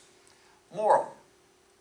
It's always possible to have a highly stellar resume compromised by a few hills to die on. Wonder what that could be. One of the most influential scientists of the 19th century, Irish mathematician and physicist Stokes, young son of Reverend Gabriel Stokes, clergyman in the Church of Ireland, rector Screen, and Elizabeth Houghton, daughter of Reverend John Houghton, had 3 brothers who entered the church, including John, Archdeacon of Armagh. On July 4, 1857, Stokes married Mary Susanna Robinson, the only daughter of Irish astronomer Thomas Romney Robinson at St. Patrick's Cathedral in Armagh. The two had 5 children: Arthur Romney, who inherited the Stokes baronetcy; Susan Elizabeth, who died in infancy; Isabella Lucy, who contributed the personal memoir of Stokes in Memoir and Scientific Correspondence of the late George Stokes Bart. Dr. William George Gabriel, physician, a troubled man who committed suicide at age 30 while temporarily insane, and Dora Susanna, who died in infancy. In other words, kind of a diverse family. Okay. Stokes represented Cambridge in Parliament from 1887 to 1892 and was president of the Royal Society from 1885 to 1890. Stokes thereby found ample opportunity to encourage and mentor fellow scientists, most notably Lord Kelvin and James Clerk Maxwell, and to suggest possible areas of investigation. Stokes, Kelvin, Maxwell became Cambridge's trio of 19th century natural philosophers and mathematical physicists. By the way, all of them named the name of Christ, to one extent or another. All three of them did. Stokes' voluminous efforts, evident in, among other places, the Royal Society's Catalogue of Scientific Papers, made major contributions to fluid dynamics, mathematical physics, and optics, and he provided invaluable leadership to scientists at Cambridge University and the Royal Society of London for half a century. Stokes' work in fluid dynamics, in other words, motion, viscosity, and you might recall that Stokes is a unit of kinematic viscosity, named after him. Stokes' law, Navier-Stokes equation, etc., enhanced that field's foundations and applicability, especially evident in aerodynamics. In other words, airplanes. You talk to any aerospace engineer, they'll tell you about this stuff. Optics generally benefited from Stokes' discoveries in wave theory and aberration of light, polarization, especially of light, particularly on the intensity of light reflected from or transmitted through a pile of plates. Fluorescence, especially the Stokes shift, and spectroscopy, to say nothing of his modest appraisal of his own work therein. Stokes employed vigorous methods everywhere. Stokes is also known for the diffraction, especially the plane of polarization must be perpendicular to propagation direction. Think your organic chemistry at this point. Stokes' line, which became the basis of Raman scattering. That would be in physics, of course. Theory of certain spectral bands, long spectrum of the electric light, absorption spectrum of blood, chemical identification of organic bodies by their optical properties, theoretical limits to the aperture of microscopic objectives in constructing optical instruments, double refraction, certain crystals show different refractive indices along different axes, Stokes lens to detect astigmatism, investigating Airy's mathematical description of rainbows, especially expressing Airy's awkward to evaluate integral as an infinite series, then truncated to obtain an accurate approximation of the integral that was far easier to evaluate than the integral itself. And his research of asymptotic series led to fundamental insights about such series. Conduction of heat in crystals, and connection with Crookes' radiometer, theory of X-rays, attraction in Clairaut's theorem, Stokes' gravity formula, variation of gravity at the surface of the Earth. Contributions to mathematics, sub-bullet, critical values of sums of periodic series, sub-bullet, numerical calculation of a class of definite integrals in infinite series, sub-bullet, a differential equation relating to the breakaway of railway bridges, especially the D bridge and the Tay bridge. For a Christian perspective, this one has some agreement and some disagreement. We'll find out. The design argument was for Stokes, an evangelical Protestant, overwhelming evidence of the existence of an omnipotent and a benevolent God, and exploration of his creation was a means of drawing closer to him.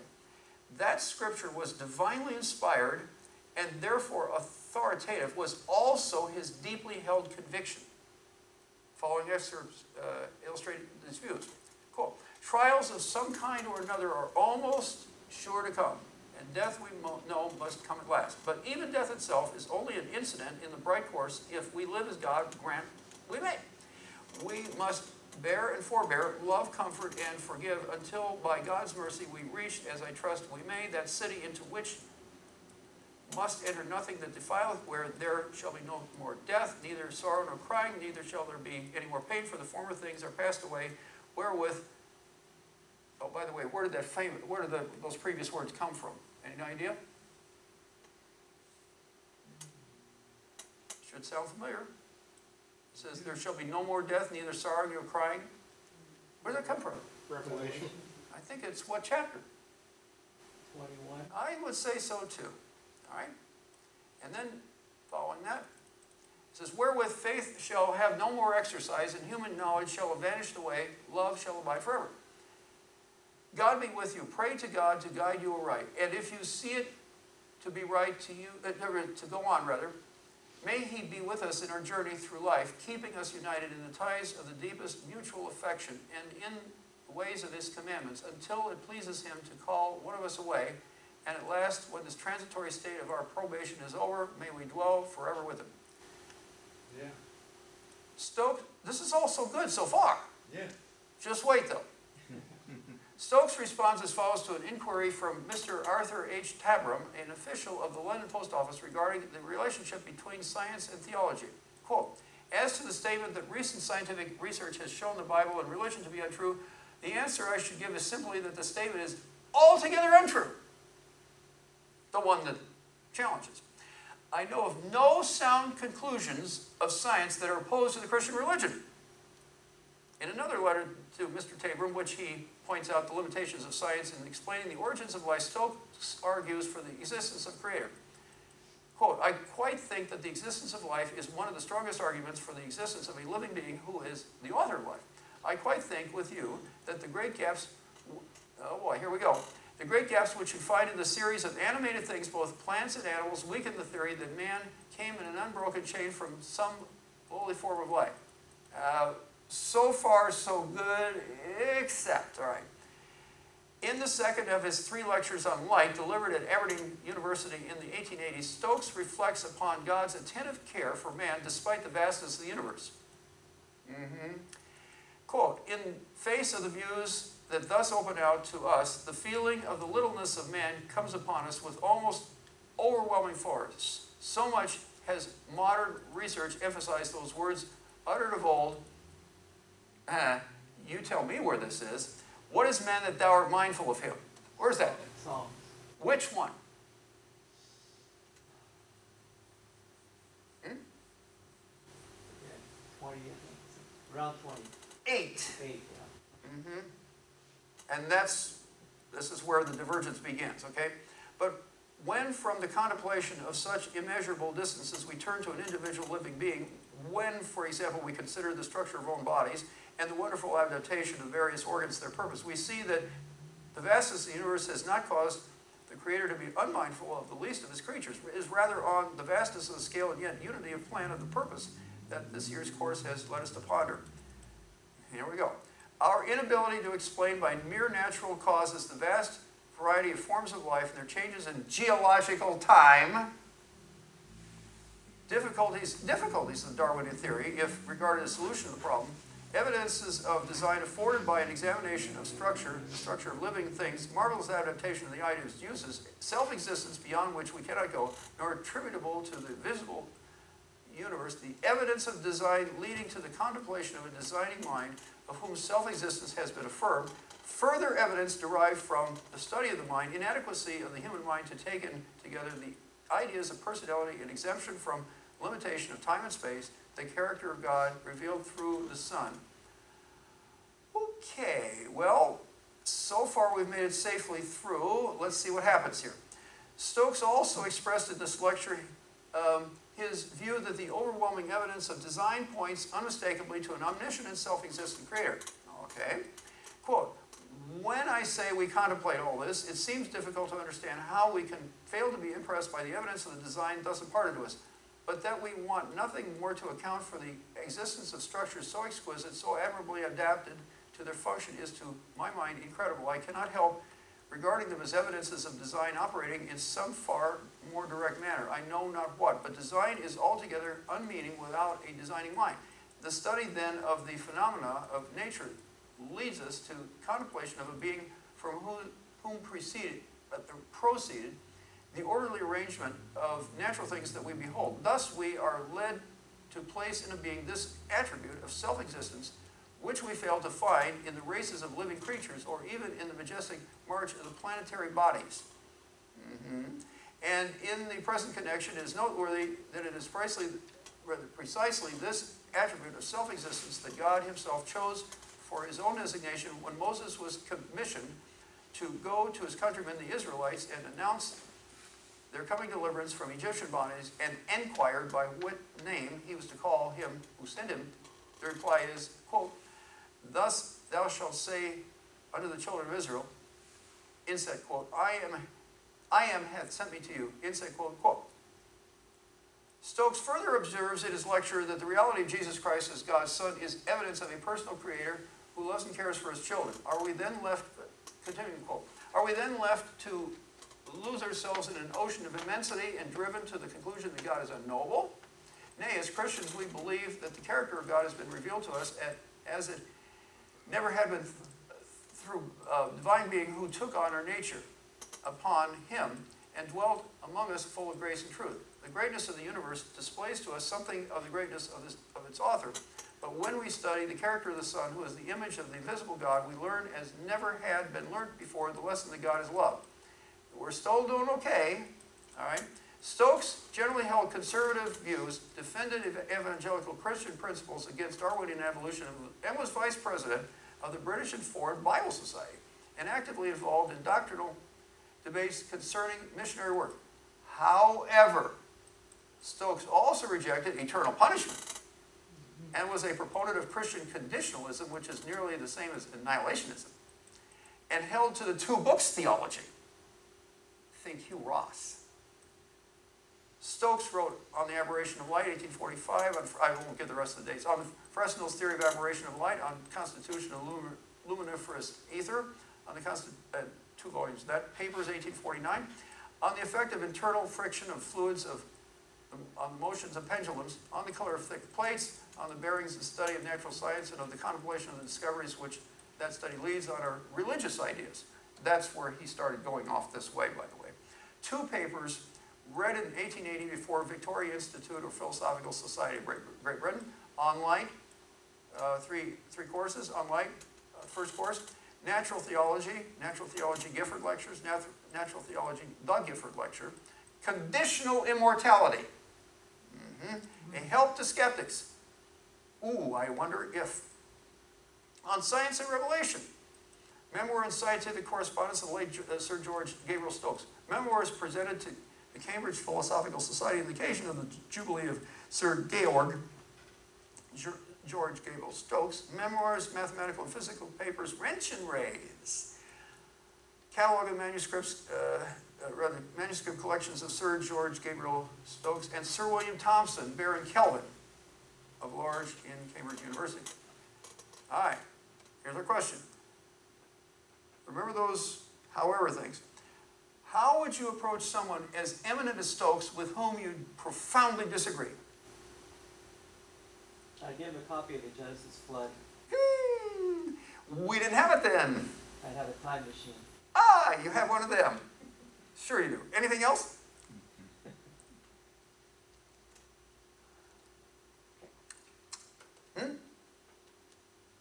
I've been in these environments.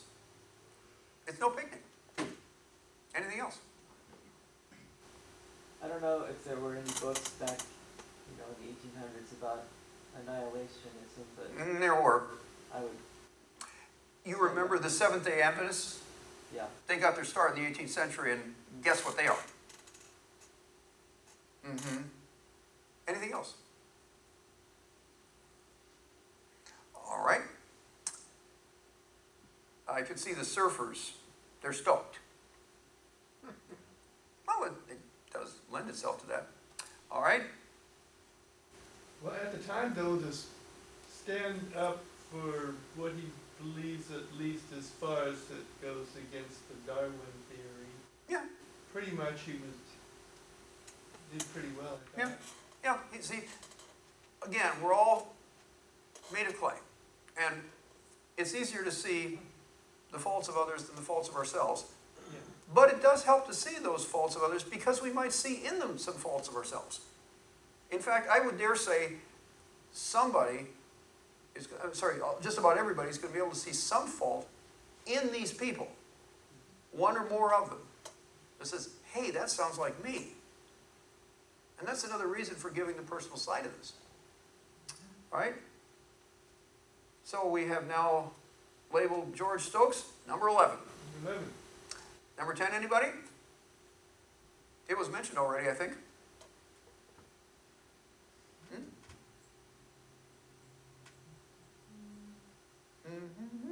Freeman. No, he's way further up. Anything else? Newt. No, we're coming in closer to him, but not yet. Euler. No, definitely not. Cantor. No, not him either. Gauss. No. Hamilton. Huh? Hamilton. We're almost there. Who else? Bernoulli. Who? Bernoulli. Bernoulli. No, neither of them. The Bernoullis are further up. Wallace. Yep, that's it. By process of elimination, almost. You didn't mention Leibniz, so, but everybody. Okay, there's John Wallace. He is the oldest, well, the first, but he's the one who was born in 1616 and died in 1703. His education, grammar school at Tenterden, Kent, 1625 to 1631. School of Martin Holbeach, we saw that name earlier because he was the one who also educated Isaac Barrow. Cambridge University Emmanuel College, 1632 to 1640, where he got his BA in 1637, his MA in 1640. He is the Oxford Savilian Professor of Geometry from 1649 to 1703. In other words, 54 years. That number 54 shows up again. He got also his Doctor of Divinity in 1654. Moral, true pioneering lasts long. Wallace, clergyman, strongly anti-Catholic. One of the greatest intellectuals of the early Renaissance of mathematics, was one of an informal group of scientists, later becoming the Royal Society. Oh. One night, Wallace calculated in his head the square root of a number, I don't know what the number is, with 53 digits, and the next morning dictated the 27-digit result from memory. Why, he should be on That's Incredible, or some such program. Wallace denoted a particle moving with a uniform velocity by the formula S equals V times T. I think everybody's seen that, haven't they? This is where it came from. Where S is distance, V is velocity, and T is time. You would never suspect something in high school geometry started with him, but it did. I don't mean geometry, I mean physics. Wallace originated the number line for negative quantities, the negative number line, in other words, and found that Euclid's fifth postulate is equivalent to his own formulation, that on a given finite straight line it is always possible to construct a triangle similar to a given triangle, toward the result that the postulate cannot be deduced from the other four postulates. Wallace introduced the 8 on its side, you can see some of this above, for infinity, and 1 over the infinity for infinitesimal. Continued fraction, do you see that on the left side where it says B0 plus A1 divided by B1 plus A2, and so on? That's called a continued fraction. He's the guy that put that name into the mathematical literature for it. And the Wallace product. There were a number of these famous products. You can see what this is written in the upper left-hand corner. This is a formulation of pi over 2.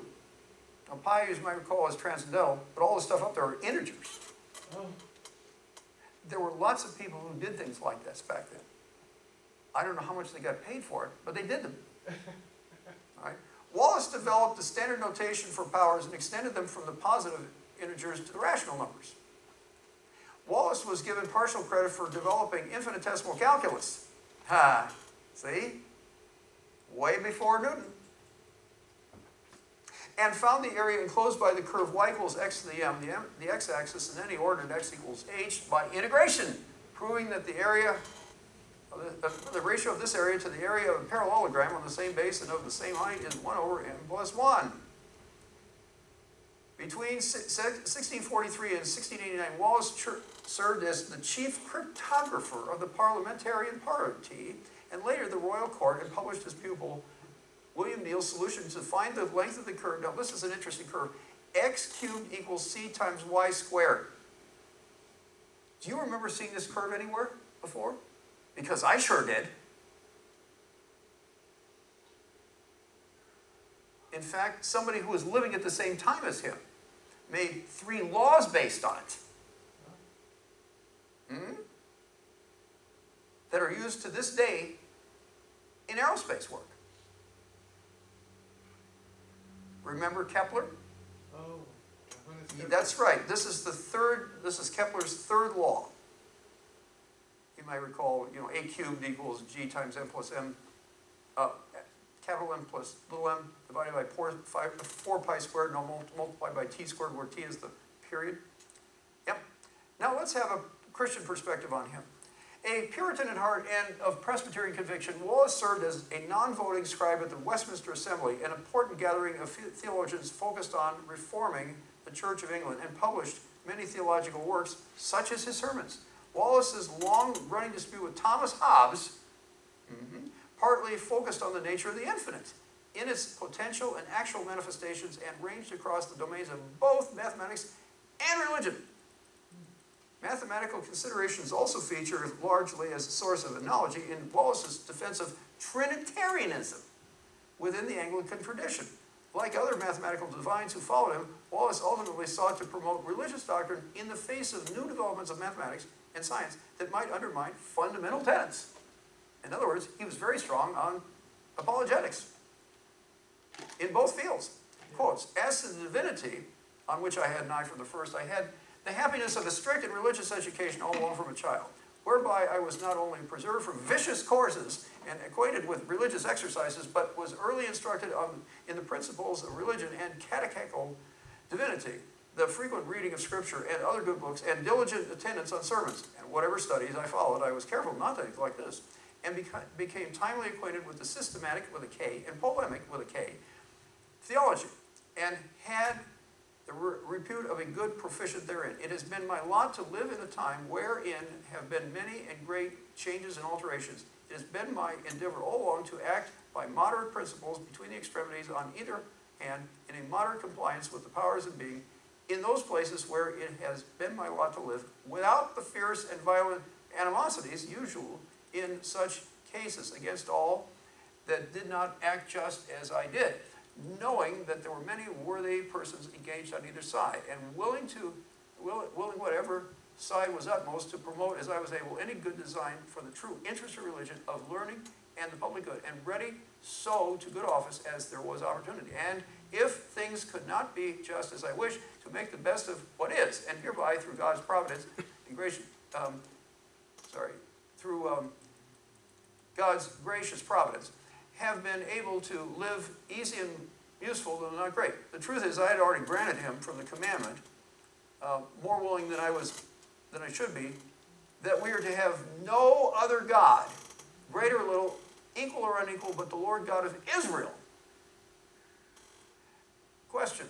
Wallace made foundational discoveries. How, if at all, should you ever take any credit for discovering anything? I'll leave you to ponder that. We have one more to go for tonight. There is number 10. John Wallace. Would somebody like to guess number 9? Freeman, Nope. Hamilton, Correct. Hamilton it is. Sir William Rowan Hamilton. He's a character, by the way. 1805 to 1865. Winner of the Cunningham Medal in 1834 and again in 1848. The Royal Medal in 1835. Knight Bachelor 1835. Education, Trinity College, Dublin, BA 1827, MA 1837, Andrews Professor of Astronomy. Dunsink Observatory Director, 1827-1865. Moral, exceptional technical greatness does not guarantee resolve. Hamilton was fourth of 9 children of Archibald Hamilton and Sarah Hutton. By age 3, Hamilton lived with his uncle James, the Trinity College graduate who ran a school in Talbot's College in Trim County, Meath. By 7, Hamilton had made progress in Hebrew, and by 13 had acquired under his uncle's care classical and modern European languages, Persian, Arabic, Hindustani, Sanskrit, Marathi, and Malay. Nice. Wow. Even though an expert mental calculator, after he decisively lost a mental arithmetic contest to year-older prodigy Zara Colburn at then age 9 in September 1813, Hamilton reduced studying languages and increased on mathematics. Hamilton studied Euclid, Newton's Arithmetica Universalis, and much of the Principia, and then recent works on analytic geometry and differential calculus by age 16. In mid-1822, Hamilton made a systematic study of Laplace's celestial mechanics, and he encountered what he believed to be a logical error therein. That observation resulted in Hamilton being introduced to John Brinkley, then Royal Astronomer of Ireland. In December 1822, Hamilton completed his first 3 original mathematical papers, thus eventually resulting in the publication of the first 2 after their further development. Brinkley remarked, quote, "This young man, I do not say will be, but is the first mathematician of his age." The Irish mathematician and physicist made fundamental discoveries in mechanics, optics, algebra, and graph theory. The reformulation of Lagrangian, some say Newtonian mechanics, became foundational to the development of quantum mechanics and Einstein's theory of relativity a century later. Hamilton's theory of optics gave new insights for the wave theory of light and conical refraction of biaxial crystals. Hamilton's paths and circuits are central to graph theory applications of business efficiency, optimal routing, and the traveling salesman problem. Hamilton never quite overcame the passion he had for Catherine Disney, starting in 1824, and seemingly others as well. Hamilton married Helen Marie Bailey in 1833, but his married life turned out to be difficult and unhappy, since Bailey, whose family was large and had many connections, proved to be pious, timid, and chronically ill. In 1835, Hamilton was knighted and had his second son, Archibald Henry, but the next few years did not bring him much happiness. Hamilton was not able to extend his discovery of the algebraic couples to triples, an obsession that plagued him for many years. In the fall of 1836, Hamilton went to Bristol for a meeting of the British Association, and his wife Hamilton took the children with her to Bailey Farms for 10 months. Hamilton's cousin Arthur died, and not long after Helen returned from his mother, she went away again to England, this time leaving the children behind after the birth of a daughter, Helen Eliza Amelia, whereupon Hamilton became depressed and started to have problems with alcohol. Yeah, so his sister came back to live at Dunsink. Helen returned in 1842 when Hamilton was so preoccupied with the triplet problem that even his children were aware of it. Every morning the children would inquire. Quaternions and biquaternions, for which Hamilton is perhaps best known, or for which Benjamin Olinda reached the same result 3 years earlier in all but name, yielded fruitful applications in algebra, computer graphics, control theory, signal processing, and orbital mechanics. Yay, I know about that one.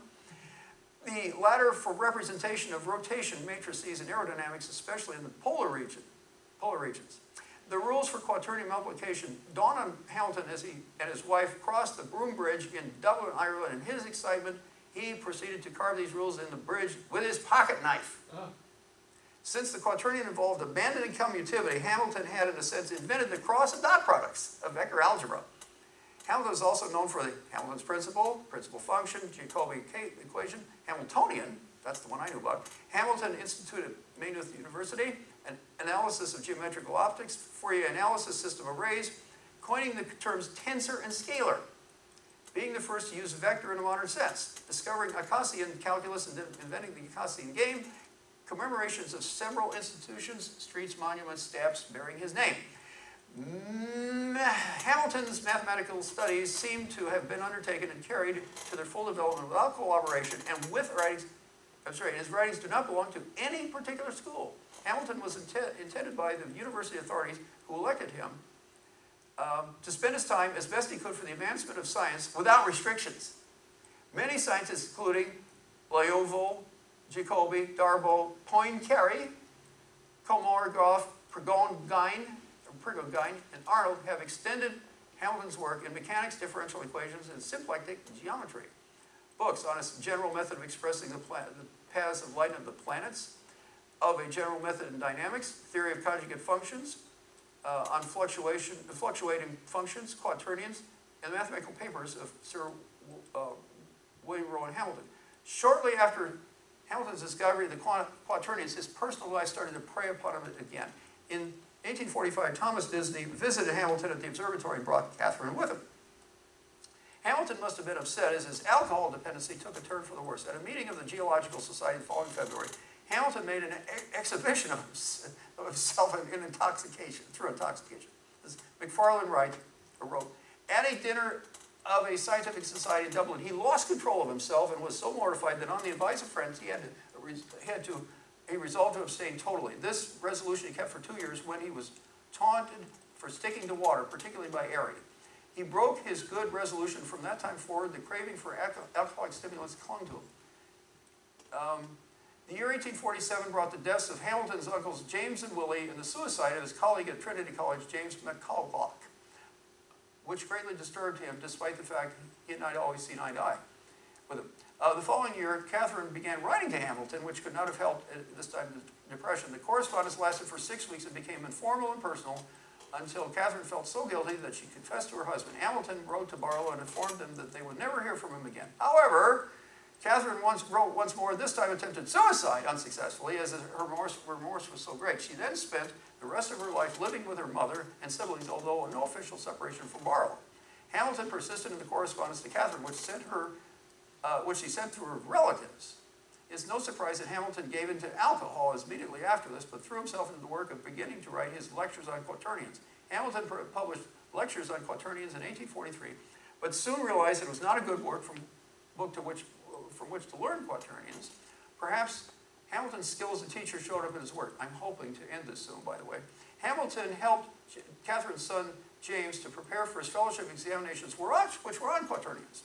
Hamilton saw doing so as a revenge towards Barlow, and he was able to help his son in a way that his father could not. Later that year, Hamilton received a pencil case from Catherine with the description, quote, "From one who you must never forget, nor think unkindly of, and who would have died more contented if we had once more met."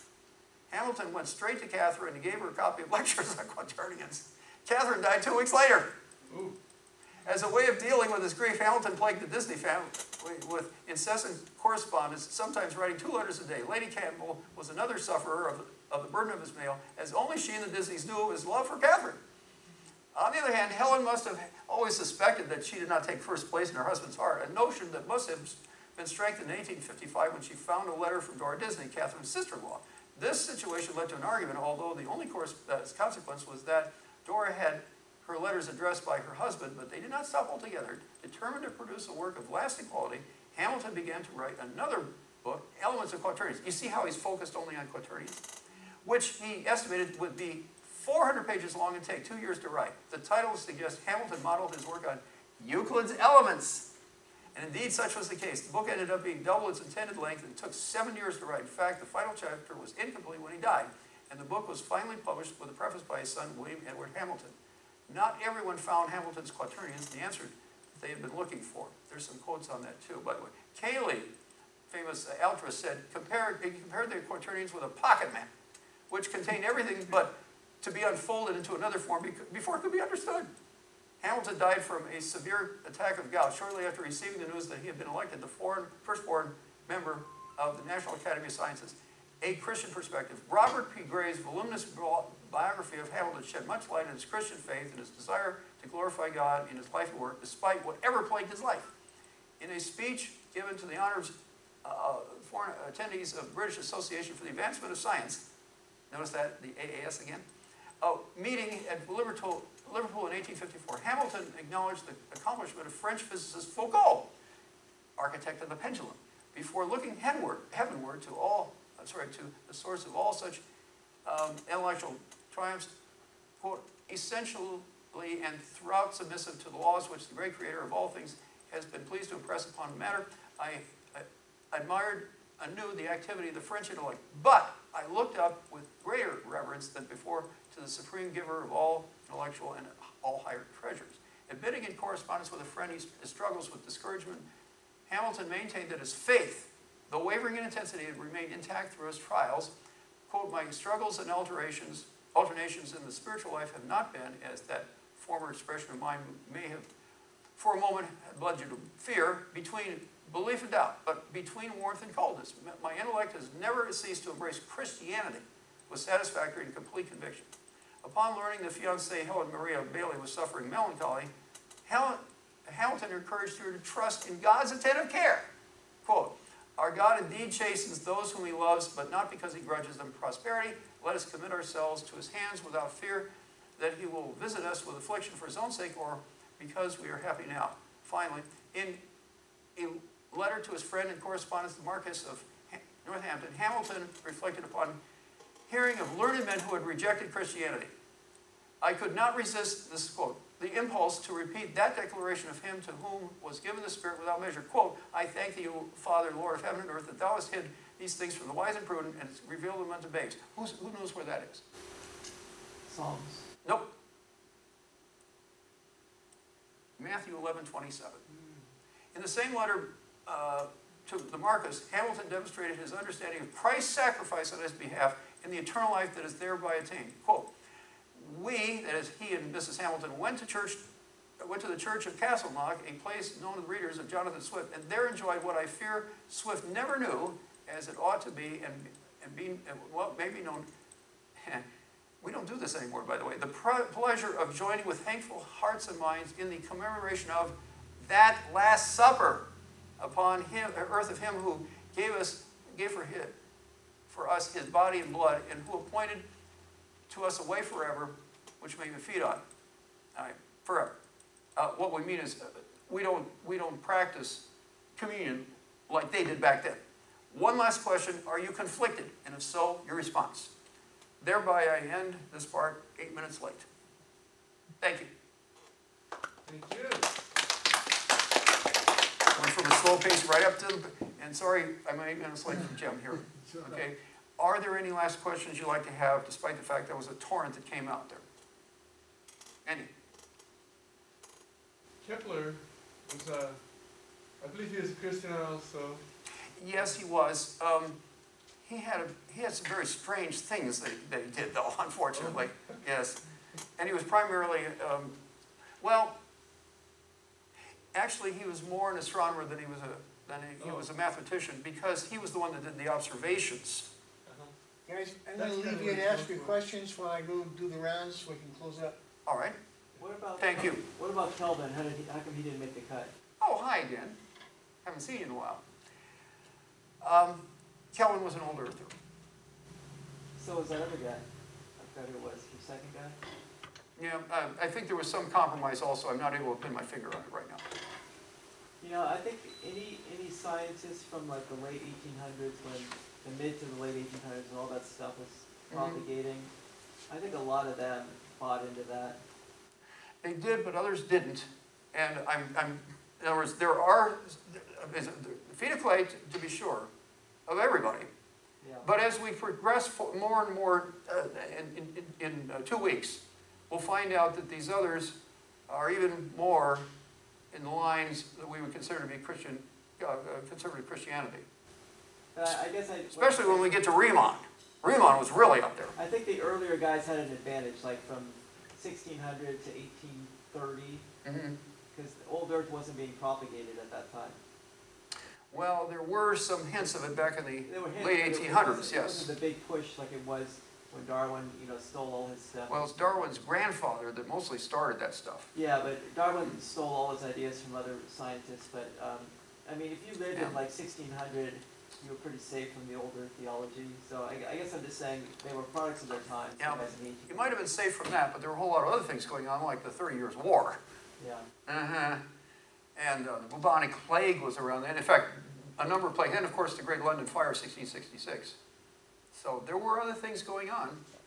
And the monarchy, of course, was suffering a lot then. I'm talking about theologically. Right, I understand. But one cannot divorce these other things from consideration because they bore upon people either that they were enduring them well, if you like, or not so. Any other questions or thoughts? No? All right. Well, I would like to thank whoever saw this tonight. If you have any questions, feel free to write. And see if I can go back to the beginning of this. Well, I love biography, so this is good to get an understanding of these people. That's right. That's what this is all about. And there is my email address. If anybody cares to use it, I will not put you on any mailing lists you don't want. I don't have any to begin with. And I won't do any phishing scams or any other kind of scams. Yep. All right. Can I just make a comment? I Yep. like the way you did the, you expounded on like the base idea. Some of the other guys, it seemed like you didn't really, No. expound. Well, because I think I've expressed this to certain people as I've been developing this. The Yeah. base thing was singular. He had that one contribution that just blossomed all over the place Yeah, long after he died. And it was a lot easier to explain or motivate conditional probability than would have been almost anything else. yeah, There are a lot of these things that I don't know personally. I'm just reading the literature, and somebody else might know them better than I do, but I do that for the sake of completeness, or more material, if you like. It's a challenge to try to figure out how to do this. I wrote most of this material ever since about August the 26th. A lot of it, of course, came from all these different sources. I'm hardly the author of all this. I'm kind of an anthologist in a way. When I did my presentation on 16 nearly impossible issues, that was mostly my creation. But there were, of course, any number of things that I had to borrow from other people because they made the discoveries. I didn't. right, you All right. compiled it though. Yeah. Okay, anything else? All right. Well, then, thank you very much. And Can I see that slide which shows all the scientists? Just so I can take a picture of it with my You don't Okay. remember cell them? phone here. all right, which one would you, oh, I have so many of them, though. Which one? That one- Okay, that- this is the one in alphabetical order. Do you want that one? Or do you want this one in chronological order? Or do you want this one with the names only? Yeah, all of that, that's good. Without the years? Yeah, that'll work. Which one, with or without the years? This is with the years. Do you want it with the years or without? Oh, with years. Oh, there you go. Yeah, that'll work. Okay. They are in chronological order, as you can see. Yeah, very good. All right, well, look forward to the next, that's next week or 2 weeks. next 2 weeks from now. 2 weeks from today, same time, same channel, same place, All right. 7:30 p.m. Well, God bless, have a great interim. Thank you. All right.